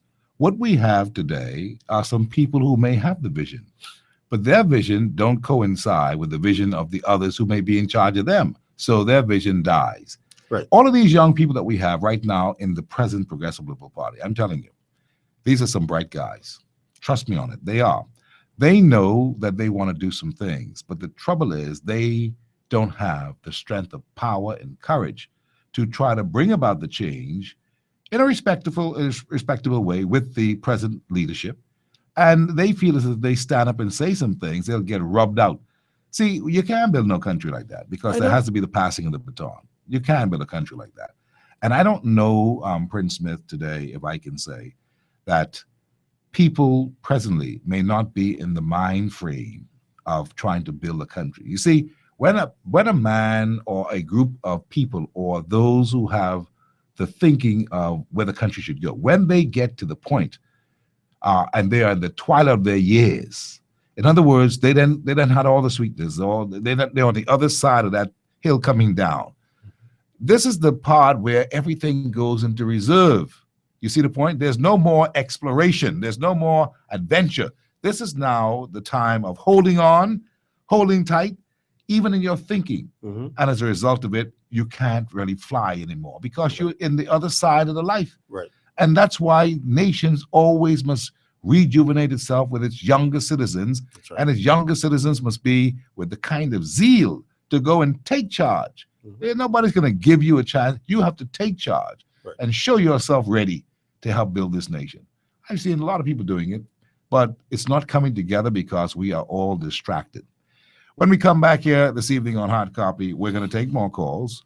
I'm going to read you something that Lady Russell referred to with the ideals and the ideology of Lyndon Pinling and his philosophy to life that he did around convention times for real. He did some things to motivate people, even after independence of 1973, because he saw slippage. He saw it early, because we could be a lazy people just laid back and could care less about anything. We think it's going to drop in our laps. I want to encourage people today, Prince, to get up, start thinking as to how they're going to make a difference in this country. There are many bright minds out there. Get up, take a chance, take a risk. Business is a risk. Trying to change the paradigm is also a risk, but it's for a good cause. It's for your children, the same ones that you're raising now, saying that you want to have a good family in this town. Ain't gonna happen, not with all the things that are coming at us. This is Hard Copy. Be back in a minute.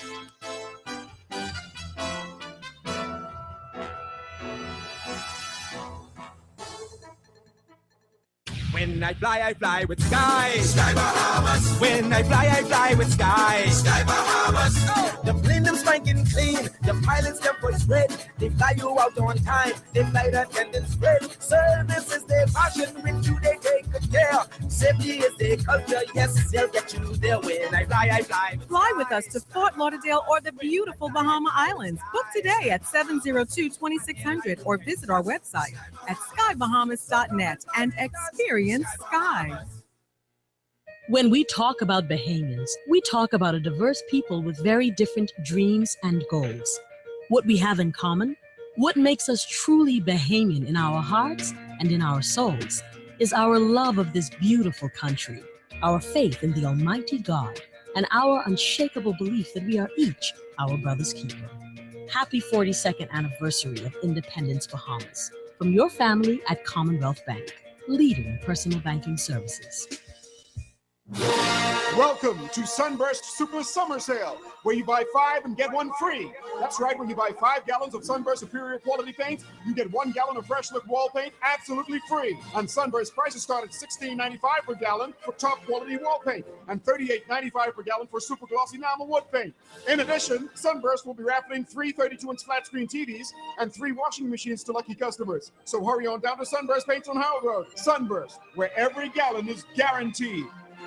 The choices we make can make us, like who we turn to for investment and retirement advice. Choosing CFAL means having a trusted advisor on your side, helping you build wealth and meet your financial goals. We manage pension assets for businesses and offer individual plans to help you design a secure retirement. We can provide brokerage services and comprehensive research support for clients needing a little more investment guidance. CFAL can help you build a portfolio you can be proud of. Visit us at cfal.com. CFAL sees your future.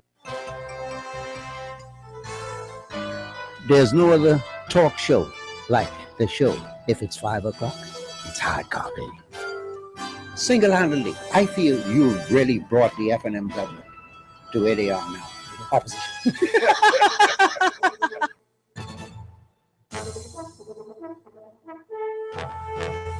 Welcome back to Hard Copy, brought to you today by National Art Gallery, Commonwealth Bail Bonds, New Oriental Dry Cleaners, Sky Bahamas CFAL, the McKinney Media Group, the Ministry of Tourism, Advantage Insurance, and so many others. We welcome you back to our show this afternoon. We're talking about this whole culture of independence or lack thereof. We don't feel the spirit of it the way that we know it's supposed to be.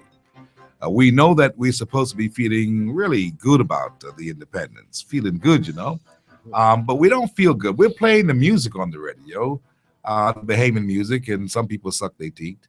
The Ministry of Tourism last night, as a part of the Bahamas government, did some things to honor a number of people. This was fantastic.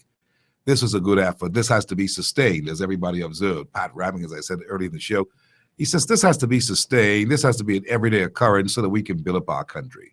The Prime Minister is known to appear at funeral services and special occasions of honoring individuals and talks all the time about writing the story, writing our own story. You know, he says that all the time, and I'm hoping that people are picking up to that because we have to begin the process of documenting what we are doing, who we are, that we were here. This particular generation of people seem to be in a position where they don't want to document who they are. They want somebody else to write the story. And there are institutions that's been writing the story, but it's from their point of view. They're writing the story as to where the Bahamas has been, where it's come from, where it's going, and why it has the many problems. Some other institutions in media, they're doing that. But what are we doing? Are you making your little contribution to make sure that at the end of the day, people know that you are Joe John or John whoever from Lily the Valley Corner, and you've been here a long time, and you see this whole corner materialize, and you remember when the Smiths was living through here and so forth and so on. What are you doing? See, this is how it has to begin. Where are the statues of our people who are really heroes in our town? When are we going to begin the process? It must not just be a talking thing, Prince. And we bring these things up now because we sense the lack of spirit of enthusiasm for independence to the point where it's just another walk to Clifford Park. We're going to see some fireworks at the end of the day. There's going to be Junkanoo tonight where people rush out. And that's it. Junkanoo is always celebrated all the time. The way that we're going, Junkanoo may lose its fizz because of the fact that it's anchoring everything. We have to do some more tangible things. Where are the intellectuals in this country? Where are the independence essay contests or the independence presentations by those illuminaries, those persons who say that they are the creme de la creme? Where's the dissertation? When are we going to go to a nice thing where we can sit down and hear somebody talk about the story of independence and where are our distinguished lectures? See, this is what is missing. Where's the culture? Government House is supposed to be the spot for culture in our country for any major thing happening. Are we doing enough things there, or are we just particularly concerned about the bourgeois? See, I'm going to tell you this, and I make no apologies for it, because we know, the truth be told, we have failed in many regards. How do we celebrate independence when there are special functions for special people by invitation? And the others, well, whatever they do, well, they'll go to the beach, I suppose, whatever they do. The country, we're so young, we have to be very careful. We have to, Prince, do some things that involves everybody at a national level. We were doing it a couple of years ago. We got to do it all the time. It must not. I'm of the opinion that independence has to be celebrated with its full splendor every year. No kind of this, every year. Find the budget. Do it. Yeah. Because we're looking at building our youngsters who are devoid. They don't know what it's all about. And while we may have a time where the economy is not so good and we don't have all the monies that we have, don't let the others dictate how the nation celebrates. There's some people who are right now saying, go on, we're not going to do that. We're not going to waste the taxpayers' money on that. What the hell are you talking about? We are the taxpayers, and it's our time. We're paying for everybody else to come on boats and send them back.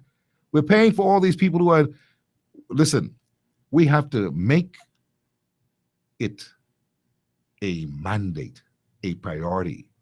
That may help to turn the country around. You can imagine if people feel good about themselves, they may not want to chop your head off or shoot you if you feel good about yourself. But I don't know. Hard copy, how are you? Hi there. Okay, 325-0235 is how you can call us. Prince, I just wonder, a lot was said back then in the other half of the show before we took the break. Yes. About immigration, about crime and all that. Do you suppose that's also why, I mean, it was even suggested that maybe the people who we see as an abundance of Bahamians don't have no stake in the game because they don't have no heart in the game, because they really know Bahamian at heart. And so they're not checking for any independence celebration.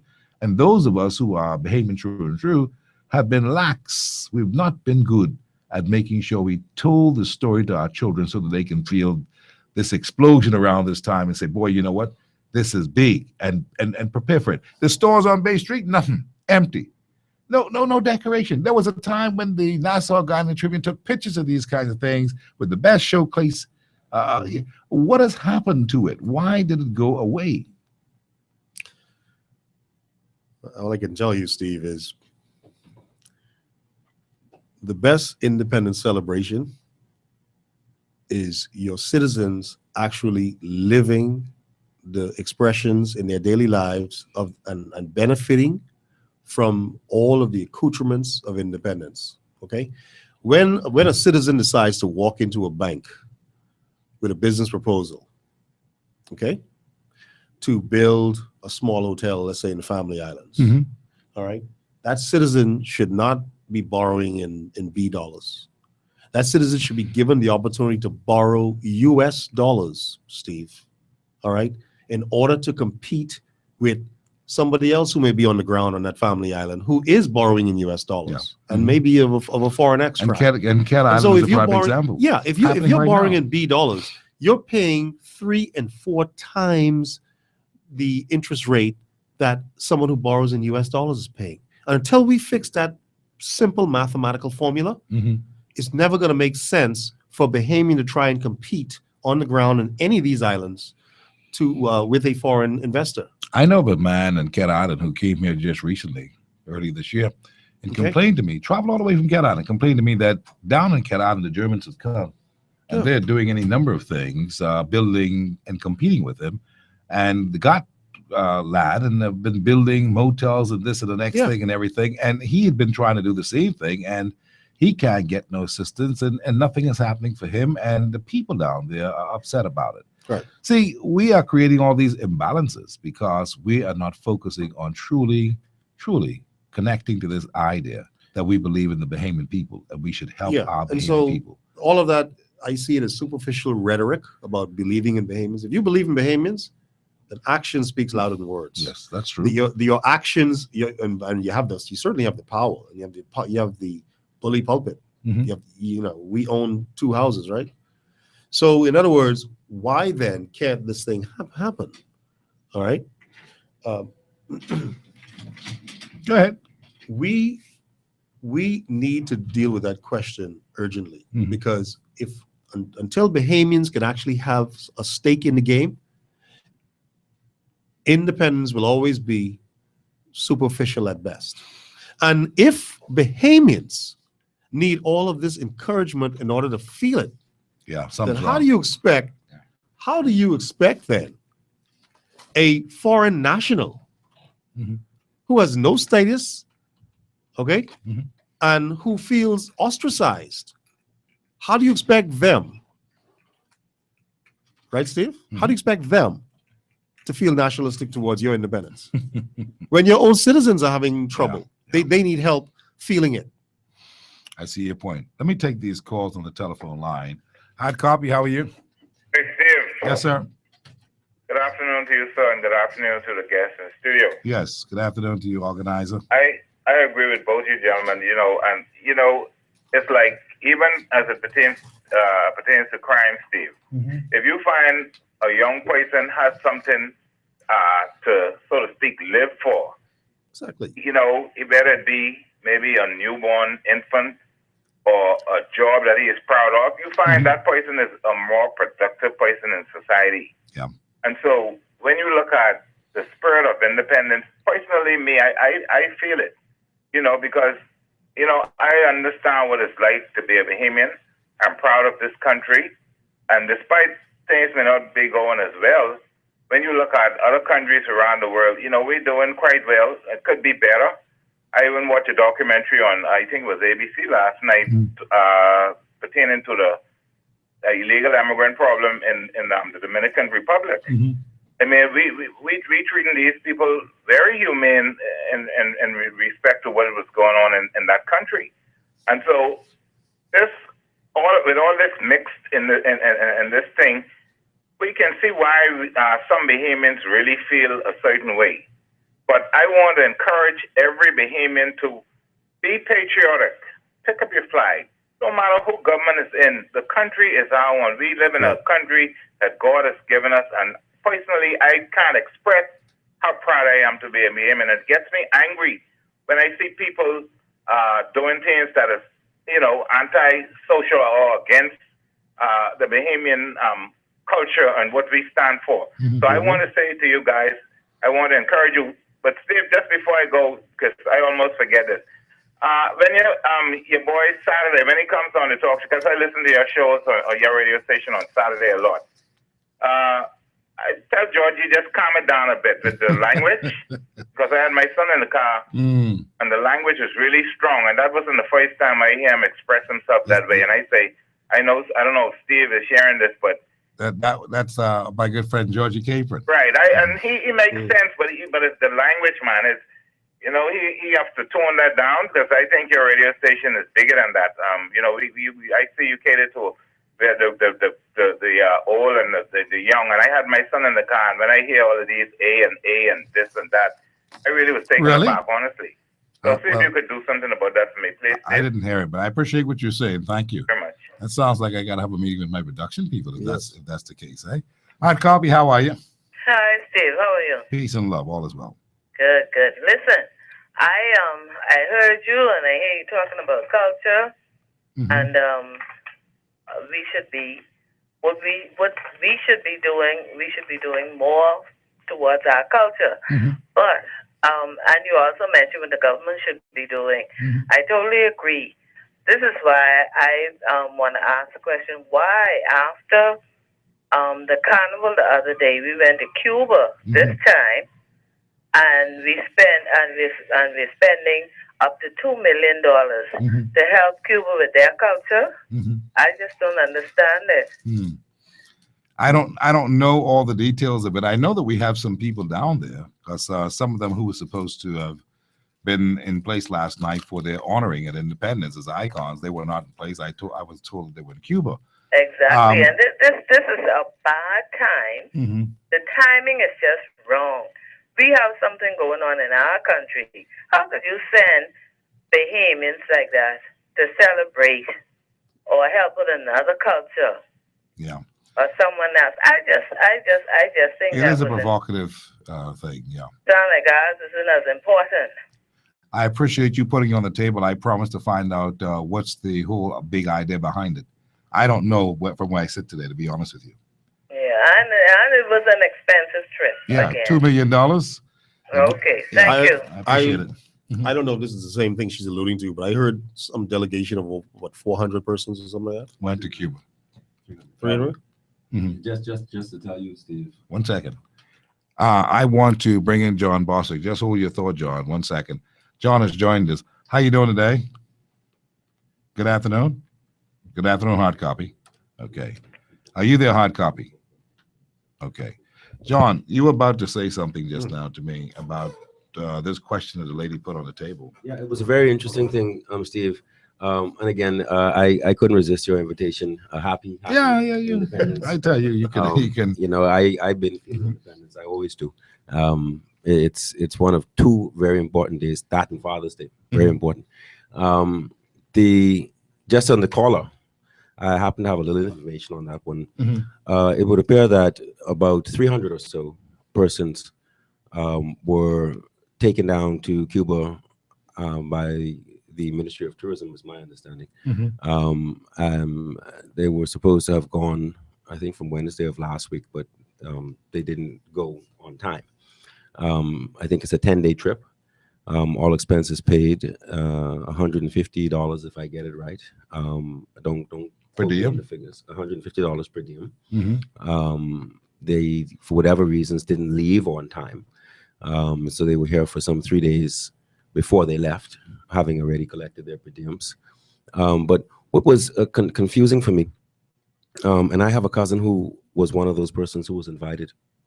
What was very confusing for me, Steve, and it's maybe a good time to discuss this when you're talking about independence and sovereignty and all of it. These 300 people were not just 300 ordinary Bahamians. These 300 people were craftsmen, skilled artisans, people engaged in the making of souvenirs and trade gifts and such things. Those persons, festival place type people. Okay. And they were invited to go down there and spend 10 days training persons in Cuba. No. To do their skill. What would be the purpose of that? I can't fathom with it. Cuba opening. I can't fathom it. You sure you ain't get that wrong? Well, I would love to. Again, Steve, I've said to you many times on this radio station, I would love to be wrong. You mean I know persons who were invited who outright refused to go because they refused to be So involved what would be the reason for that? I can't understand it. To send artisans to show people how to make. Is this a part of a major exchange that we're going to get some big money from because, or some big exchange I don't because we're helping them to learn how to do things to sustain their tourism industry? I don't know, Steve. When I popped in the other day, I made mention that it was disturbing to me to learn now that Carnival has just gotten cruising rights to Cuba. Yes. Okay. And we're down there training Cubans to make craft. I don't know how or what the reasoning is or could be. No, it even sounds like a contradiction in and of itself. It couldn't make simply because good sense. Cubans have been making artifacts out of soda cans, beer bottles, and all kinds of Coconut trinkets. bark and all I kinds mean, of stuff, if you've seen some of the handicraft that have come out of Cuba, one would expect them to send a delegation here, okay, and help us use some of our natural resources more efficiently. Yeah. So it seems like a blatant contradiction. I have to check that. I mean, Yeah, not Steve, that I please, doubt John. please, no, it's just that please I check don't that know and- what and to please, think of that. Please confirm me having been If in fact- very, very, very wrong. But again, I'll tell you very, very strong information that the delegation did go, some 300 people. They went 3 days late, per diem, $150 per day. My Lord. And 10-day trip. And while there to be involved in a Cuban trade fair and a training exercise with the Cuban. This must be the way skills. for us to get into the back door to see what Cuba's up to. That's all I can say. Hard copy, how are you? Yes, hard copy. How you doing today? Steve, can you hear me? Yes, sir. I would have been hearing you loud and clear if you were here. Hello? Yes, I'm hearing you, Pat. Go ahead. I can't hear you, but basically John Boswick and Prince and Philip has said a lot what I want to say, but if you think about it, about independence, we're looking at it from a Bahamian perspective, an average Bahamian perspective. What is there to be happy about? You have your country's been infiltrated by foreigners. A lot of foreigners living in your neighborhood who you see going to work every day. You can't go to work. For decades, we've been locked out of the development of our own country. We cannot participate meaningfully. What is there to be happy about? It's kind of depressing for the average person, and I can certainly see why they don't feel it. I appreciate what you're saying, Pat. You asked a big question. What is there to be happy about? Why should we see enthusiasm? Why should we expect unanimity? Why should we expect people to celebrate in this one beautiful moment of unity? Because we're an independent nation, we're all Bahamians, is what I'm thinking, but something else is amiss, and I believe you've touched on it. The conditions that people find themselves in. How do you want me to laugh on an occasion when it's very, very sad? I got you. I appreciate your call. All right, Steve. Thank you. Let me take this other call before the break. Hard copy, how are you? Good afternoon, Steve. Good afternoon to your guest. Good afternoon. Yes, this is in reference to how I feel on this Independence Day. I don't know if I should say Happy Independence Day or have a good day on Independence. However, this is in reference to a personal experience I had a few years ago. I had bank at a bank, I won't call the name, 20 years ago, requesting a loan to open a transportation business. I am in the tourist industry. And I was told by the loan officer, to write a letter stating why persons would want to choose my tour company. Anyway, right now, 30 years later, I am retired and I have not given up the chase. I am still pursuing that dream. I'm very close to success. And I thank God that I didn't, just give up. Yeah, don't give up.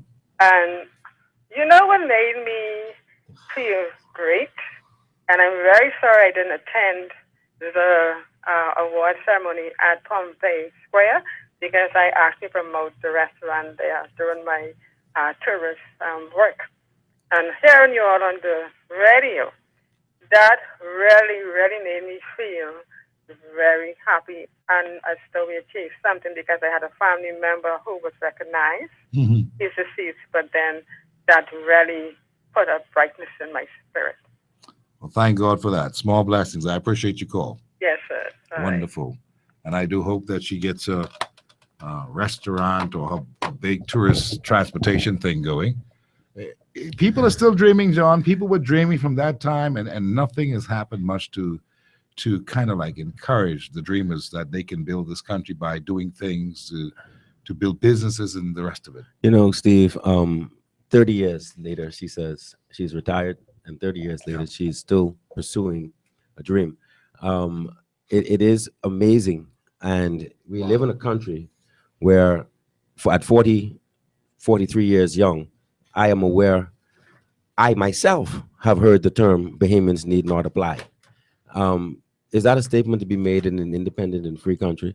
And the answer is no. Okay, it should be an impossible statement to be made in a free and independent it should be treasonous country. It should also be an impossible statement to say that after 40 years of independence, we do not own our financial services, that we do not own our banking system.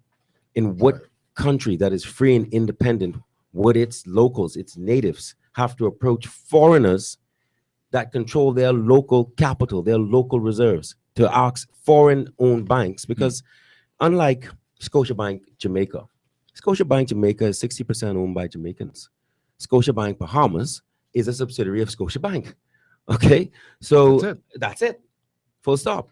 Our banking systems is foreign owned for the most part. Our tourism product is foreign owned for the most part. Both of them over 90% foreign owned. So these are two major industries that we don't have any ownership control in. So it means that as those industries grow, as they earn more profit, we suffer more drain on our foreign reserves because they have the right to repatriate their income. That's right. So none of it, the whole structure, Steve, is when you step off of it.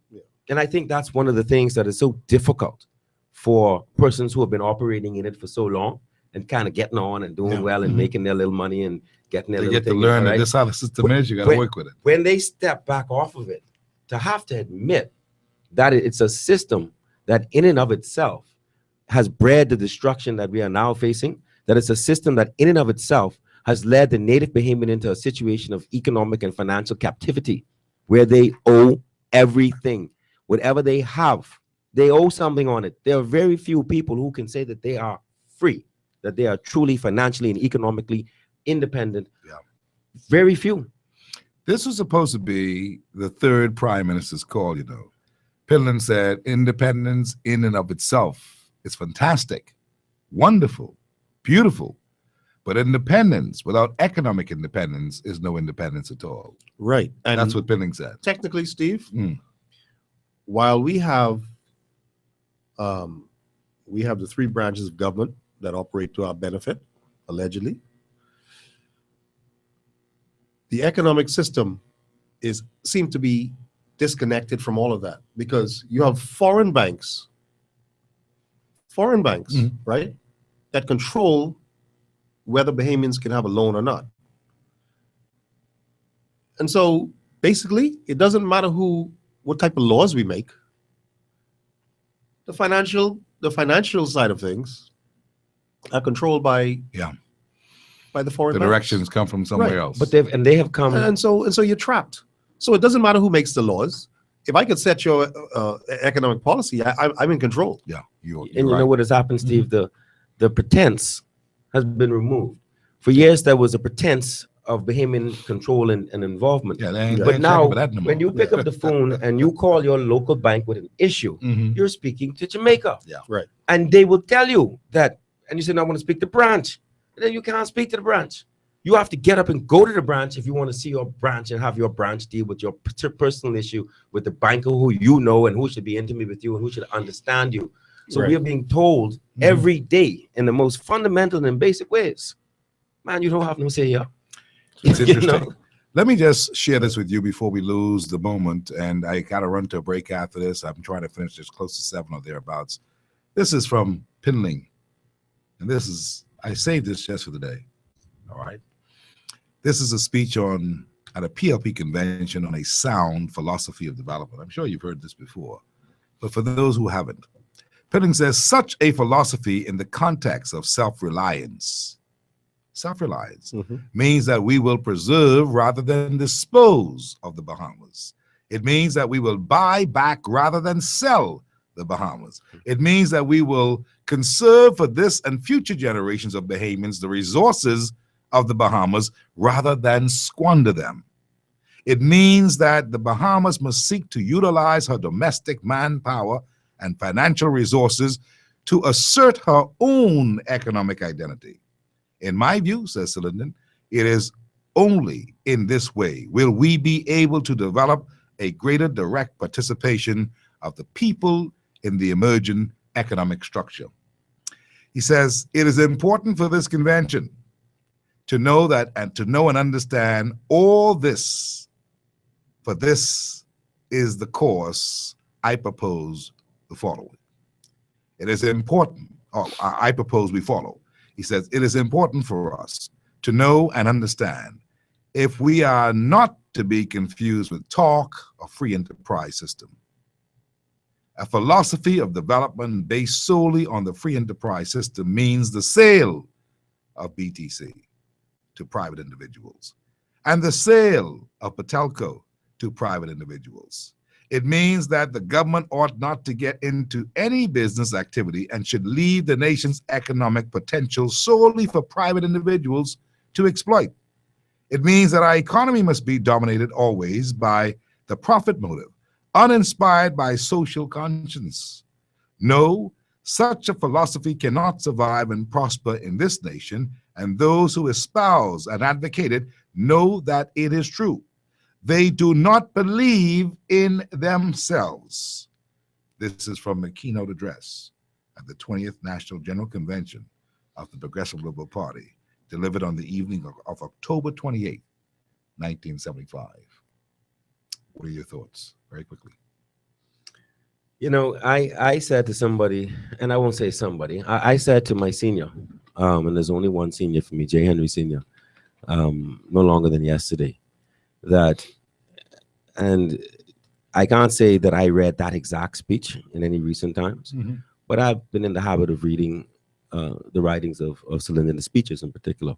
And I said to my father, if I had heard Sir Lyndon anywhere between 67 and maybe all the way up to 77, but definitely 67 to 73, it would have been hard not to follow the man for the speech and the rhetoric and the nationalist sentiment and the visionary statement and the planning and this, but I'm sorry that I have come to kind of believe that it was rhetoric. It was populist statement. That's exactly my point. It was populist expression. Yes. That and you see the populist and to define populism in politics. Populism is not like the word popularity. It's a different word altogether. All right. It is to be in politics the person that believes in power to the people. It is the person that believes that the country should effectively run by an informed electorate, an educated electorate, who are able to almost dictate their terms to their governance. Okay, so it is not that you represent as it in the two-party system, as you represent your party. Okay, I come here and whatever my leaders say, I say. That's it. All right, we vote the party line. Every time we get up in the house, we vote the party line. No. Populism saying, no, I vote for the people of Chippenham. Say, they am not for that. They do not want a waste disposal system next to the park. It's not happening. I vote against it. No matter what the party says, no matter what the big contributor said, no matter how many millions that particular person has donated to that party. Okay, my people say they're not for it, and I am not for it. I will not vote for it. End of story. That's populism. So when you hear the populist is the person who they like to push out front, people like to suggest that Obama is a fraud populist, that they push him on front while they get on what they had to do. Exactly. Okay. But I think that he turned tide on them. All right. He said, okay, use me. Okay, I got 2 years left. I can do this, I can do that, I can do this, and I can do that. And getting away with some things, okay, that some of us might not be happy with, but he getting away with it. He served his masters. Now he doing what he wanted to do, or what he promised to do. So the populist speech is often used by people who know that it can be used to manipulate the hope. That's right. Of the mass. Hope and help is on the way. It's a tearjerker. Hope and help is on Fresh Prince. Right. Okay, all of these things, they inspire hope. They inspire the inspiration. We believe in you. Believe in who? Okay, and let me see, where's this belief? Yeah. Where's my ownership 40 years later? Yeah. Where's it manifested? Okay, why do I have a D average and F average 40 years later? Why are there so many young men locked up in the prison using slop buckets 40 years later? Why are all these people using outhouses and 40 years later? Show me, you know? Yeah. Show me, you know, like you say, you can't eat asphalt and road. I hear that. That was effective. Yeah. Okay. Yeah. See, you are a nationalist of my own heart. But, you know, I as you were reading this, Steve, it sounds good.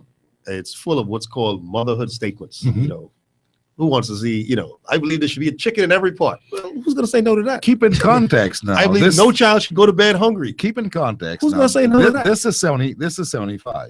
No, This is I understand that, 1925. but let me just show you a couple loopholes in here, right? For example, he says, he's talking about the sale of BEC to private individuals and the sale of Botelco to private individuals. It means that the government ought not to get into any business activity and should leave the nation's economic potential solely for private individuals to exploit. It means that our economy must be dominated always by the profit motive, uninspired by a social conscience. Well, the very social conscience that he's alluding to is the social conscience of the people, right? The people collectively should be the ones who have the ability to buy shares into these entities at that time. You know, if they were able to do that, then naturally, there would be a whole different response. People would have a stake, ownership stake, and then you wouldn't have to look for foreign nationals to control your economy and then depend on them to have a social conscience. Penn was saying this in the economy. context of self-sustaining, for us to be self-sufficient. There was a whole viewpoint about being self-sufficient. Steve, in that CLP context. is still a socialist organization, and Finland was espousing socialist philosophy. Okay, and not to say that there's not a lot of social. I think capitalism is an abhorrence in many, an aberration in many of its manifestations. There's no national sentiment attached to capitalism philosophically. Okay, there is no. A capitalist is only about his self. It's not about his nation, his people, it's about himself. So I understand, and I also embrace in a political way, very many social, we must take care of, yes, but we must also teach you to take care of yourself and make you fundamentally independent and not dependent upon the state.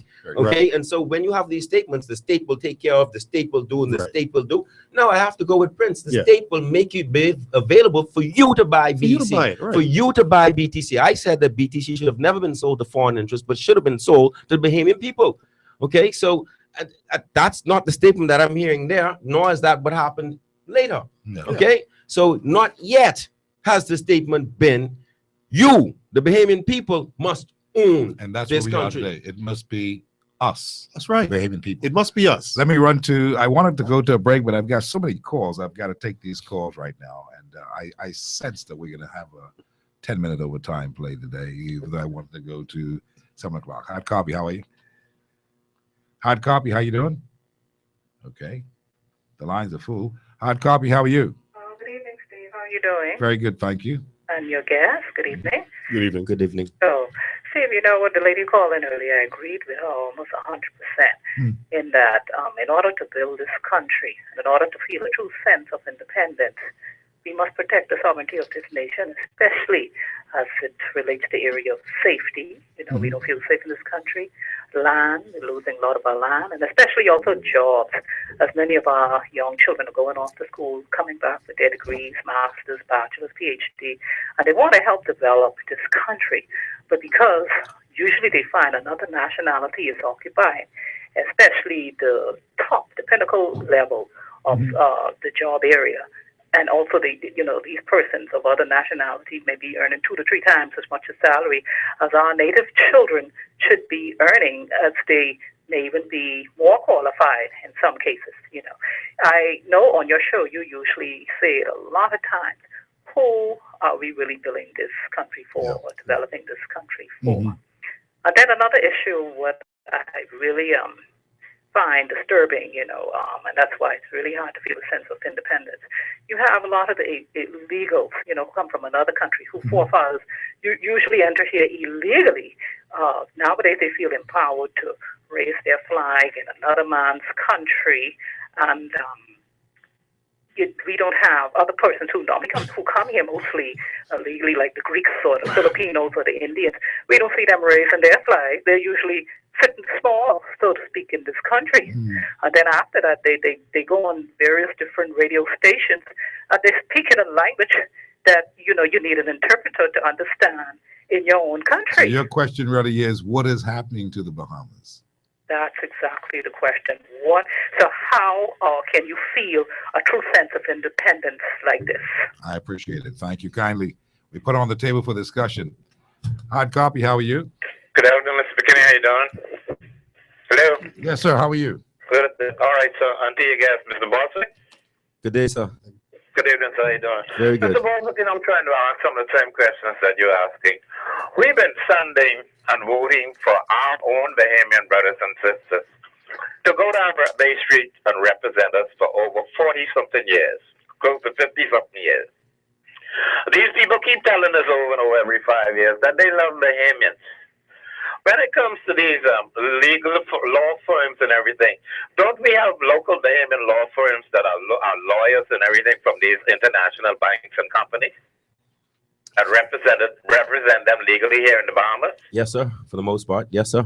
Don't we have accounting firms that also do accounting for these offshore banks and everything that have to pass in their balance sheets and legally for in the constituency of the Bahamas for these also foreign banks and different offshore companies? Very much so, sir. Okay, so we have all our Bahamian people representing all these foreign banks and all these foreign companies and everything here locally in the Bahamas. We have all our Bahamian people going to represent us down in Bay Street. How come after 40 years, all of these things that are still happening to the Bahamian people, all of these places that are still running our economy, our tourism, our everything, in this independent, sovereign nation, how come if all of our people are lawyers representing these companies, accountants representing these companies, politicians representing these companies, how come they could say that they love Bahamians if this thing continues to happen? Nothing ever changes other than the faces that we vote for to go down in the House of Assembly to say they love us and doing things on our behalf, when on the other side of the coin, they are the protectors of these banks and offshore companies that control us and tell us how to live, what to eat, when to sleep, when to stay home, when to do everything in our country. And yet I must say that I am a happy, independent person tomorrow when the lady who going down to social services every month that gets $84 a month for food stamps assistance. And then last Sunday, they called the people in and told them that they are not the poorest of the poor, and they are going to discontinue that. I will sit back and listen. I appreciate your call. Oh, boy. Steve, what could you say to that? Where do you begin? Well, there's nothing much that can be said in that maybe you concur.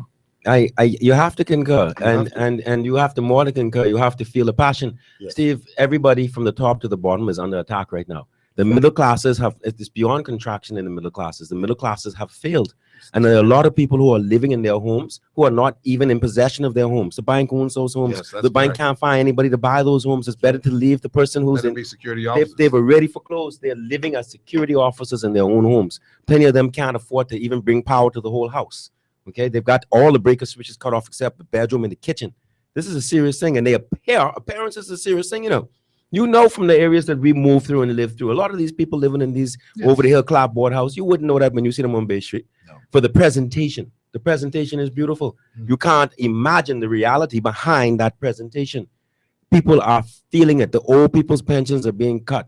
Pensioners are not, we're going to collect their pension check, and sometimes it ain't there for 10 days, it ain't there. So they're backwards and forwards. People on subsistence, people on food stamps are having those things cut back. The students at COB, their fees are being increased 50% over the next term, every term for the next 3 terms. That's 150% increase. Where is that money going to come from? Okay. And while all that takes place, aragonite is being sold for $2 a ton. Okay, $2 a ton. What an insult! Our salt is being sold in Inagua for about the same thing. No, nothing. How much is it now? We get zero. How insulting! On the salt. But then the rock in Grand Bahama, right? That rock is so strategic. That rock goes in, as my understanding, that rock goes into building nuclear power plants. Well, you see, you call it rock, and bunkers and other kinds of things. That is some serious. Prince, you're calling it rock, but it's not rock. That rock is on aggregate. It's on a ticker tape. Yeah. On the commodities exchanges of the world, on the Amex, and that goes across. And what it is marked as is calcium carbonate. Yeah. Okay, because that rock is over 80% calcium, and we let it be exported by the ton as aggregate rock. Right, rock. Okay, not as a commodity, not a tradable commodity, right, which is being traded as. So there again. And so this is why we have no money. Because we have leaders who don't understand what it is we have.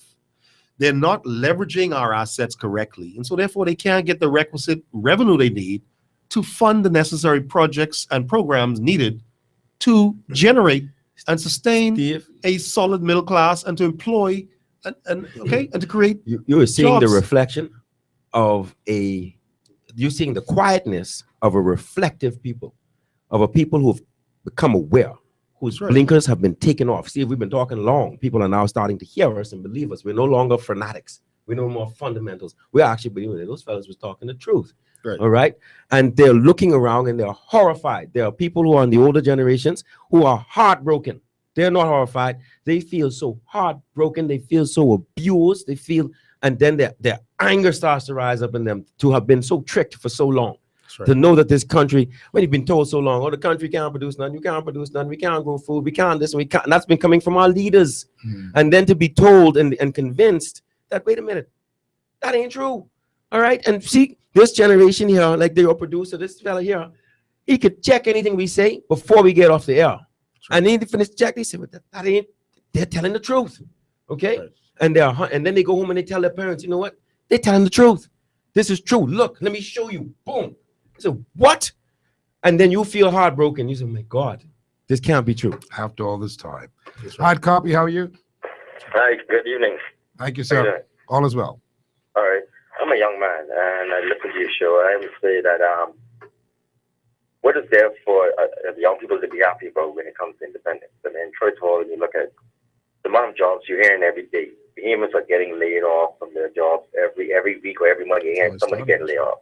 But yet the foreigners, the illegal immigrants are keeping the jobs. What is there for young people or even Bahamians in general to be happy about? When you look at the amount of energy that's being put into a foreign event such as Carnival, the planning, the advertisement, but yet they did it for over a year. But when it comes to the independence, we just know what's going to happen within a week. What is there? I mean, it's like even the government themselves, the leaders of this country, aren't even interested in independence. When you campaign on believing Bahamians, putting Bahamians first, but what the hell is there for you? What the hell is there to show that you're putting people first?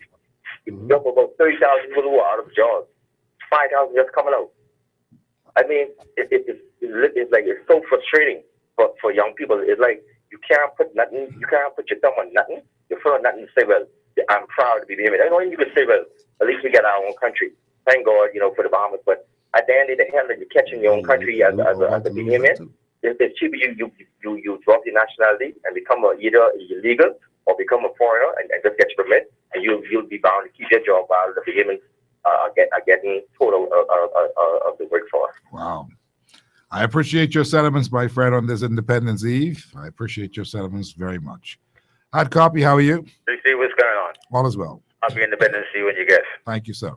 Steve, I feel happy today to be independent, to feel the spirit of independence today, regardless of the plight that's going on. My light off, my water off, but I am glad to be a Bahamian and to feel the day, that the day is Independence Day. Despite all the challenges that Bahamians have to face, we must remember that on the day of July the 10th, 1973, we gained independence, and there's much to celebrate about, because every country has its ups and downs and what it needs to go through. We leave the politics for another day, but today, I feel happy today, Steve, to know that it's Independence Day, a flag up, a gin and coconut water here, and I enjoy the day to see tomorrow, to have a happy Independence Day. You Germans enjoy your day and have happy Independence Day all. And even though your lights are off and the water off. Steve, I can celebrate, man, Steve. What else I must do? Complain, politicize everything just to make political points and all that. To politicize what? We have an election that will come on the next 2 years from now, but the day is independence. Yeah. July the 10th. This is a celebration day for Bahamians to push back the politics for the day. I appreciate the politics for at least 48 hours to enjoy ourselves, to know that we are independent people. Yeah, we can get to the situation. Both governments may have made the mistakes of doing what they shouldn't have done, but we are free people today, Steve. I appreciate it. Where we have come from. Thank you so we are kindly. now, and if we keep on politicizing things and putting political rams on things that make us feel that one party didn't do that. No, man, we are Bahamians. We are free, and when we are free, thank God for the spirit of freedom, Steve. I appreciate it. Flag that we bear. Thank you kindly. Steve, enjoy the day, man. Enjoy the day and tomorrow. I shall. I appreciate it. Let us all enjoy ourselves, man. And then when we get back to the table to deal with political rams, then we'll get to do that. But don't let us politicize everything to prove a point in this country. I appreciate it. What's going on? Let's enjoy the Bahamas, enjoy independence, and let God just save the country, man. All right. I appreciate it. I don't think that this group is to be accused of politicizing. I think he may have been speaking because there are people who are getting passionate. But, people have a right to express themselves as to what it means for them. I asked you to do so. Mm-hmm. When I began the show, I said, look, talk to me. How do you feel about it? How do you feel about this lack of enthusiasm? And I wanted to get to the bottom of it. And being a common social scientist, we get the answers. You hear the various answers that we're getting today. Mm-hmm. You hear, and the legislators and every leader in this country ought to be listening, because you're hearing people give expression to what this really means to them when they come to think of it. Mm-hmm. Some, in spite of whatever they're going to celebrate. And this is good. That's a real Bahamian pride.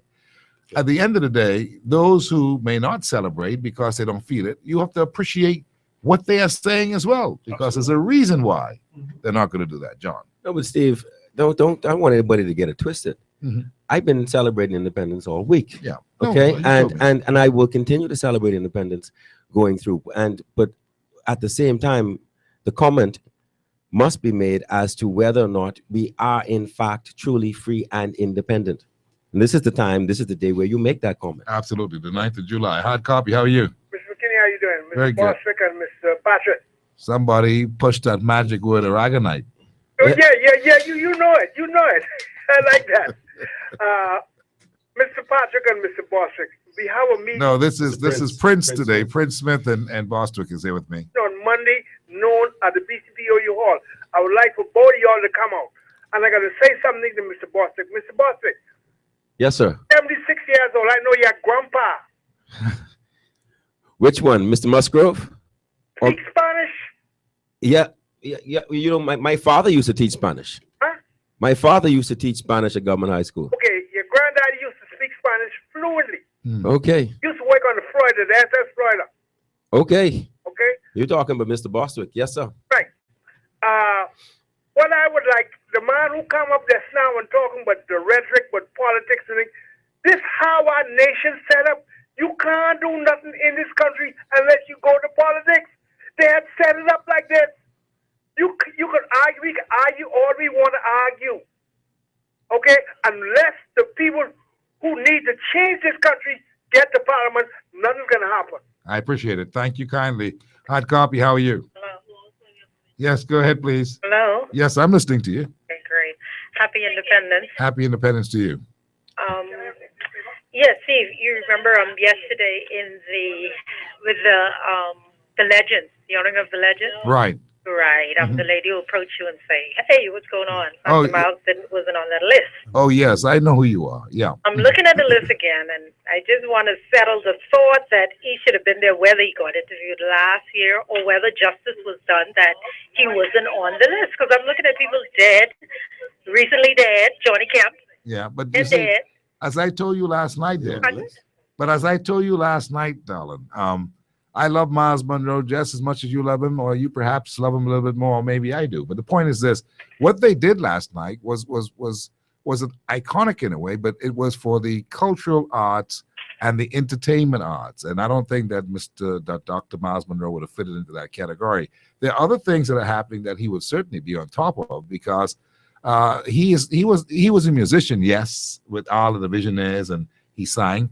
But what his message was about was a more profound message in delivering the timely sermons and the proclamations that he did. And I suppose he's a national hero to me.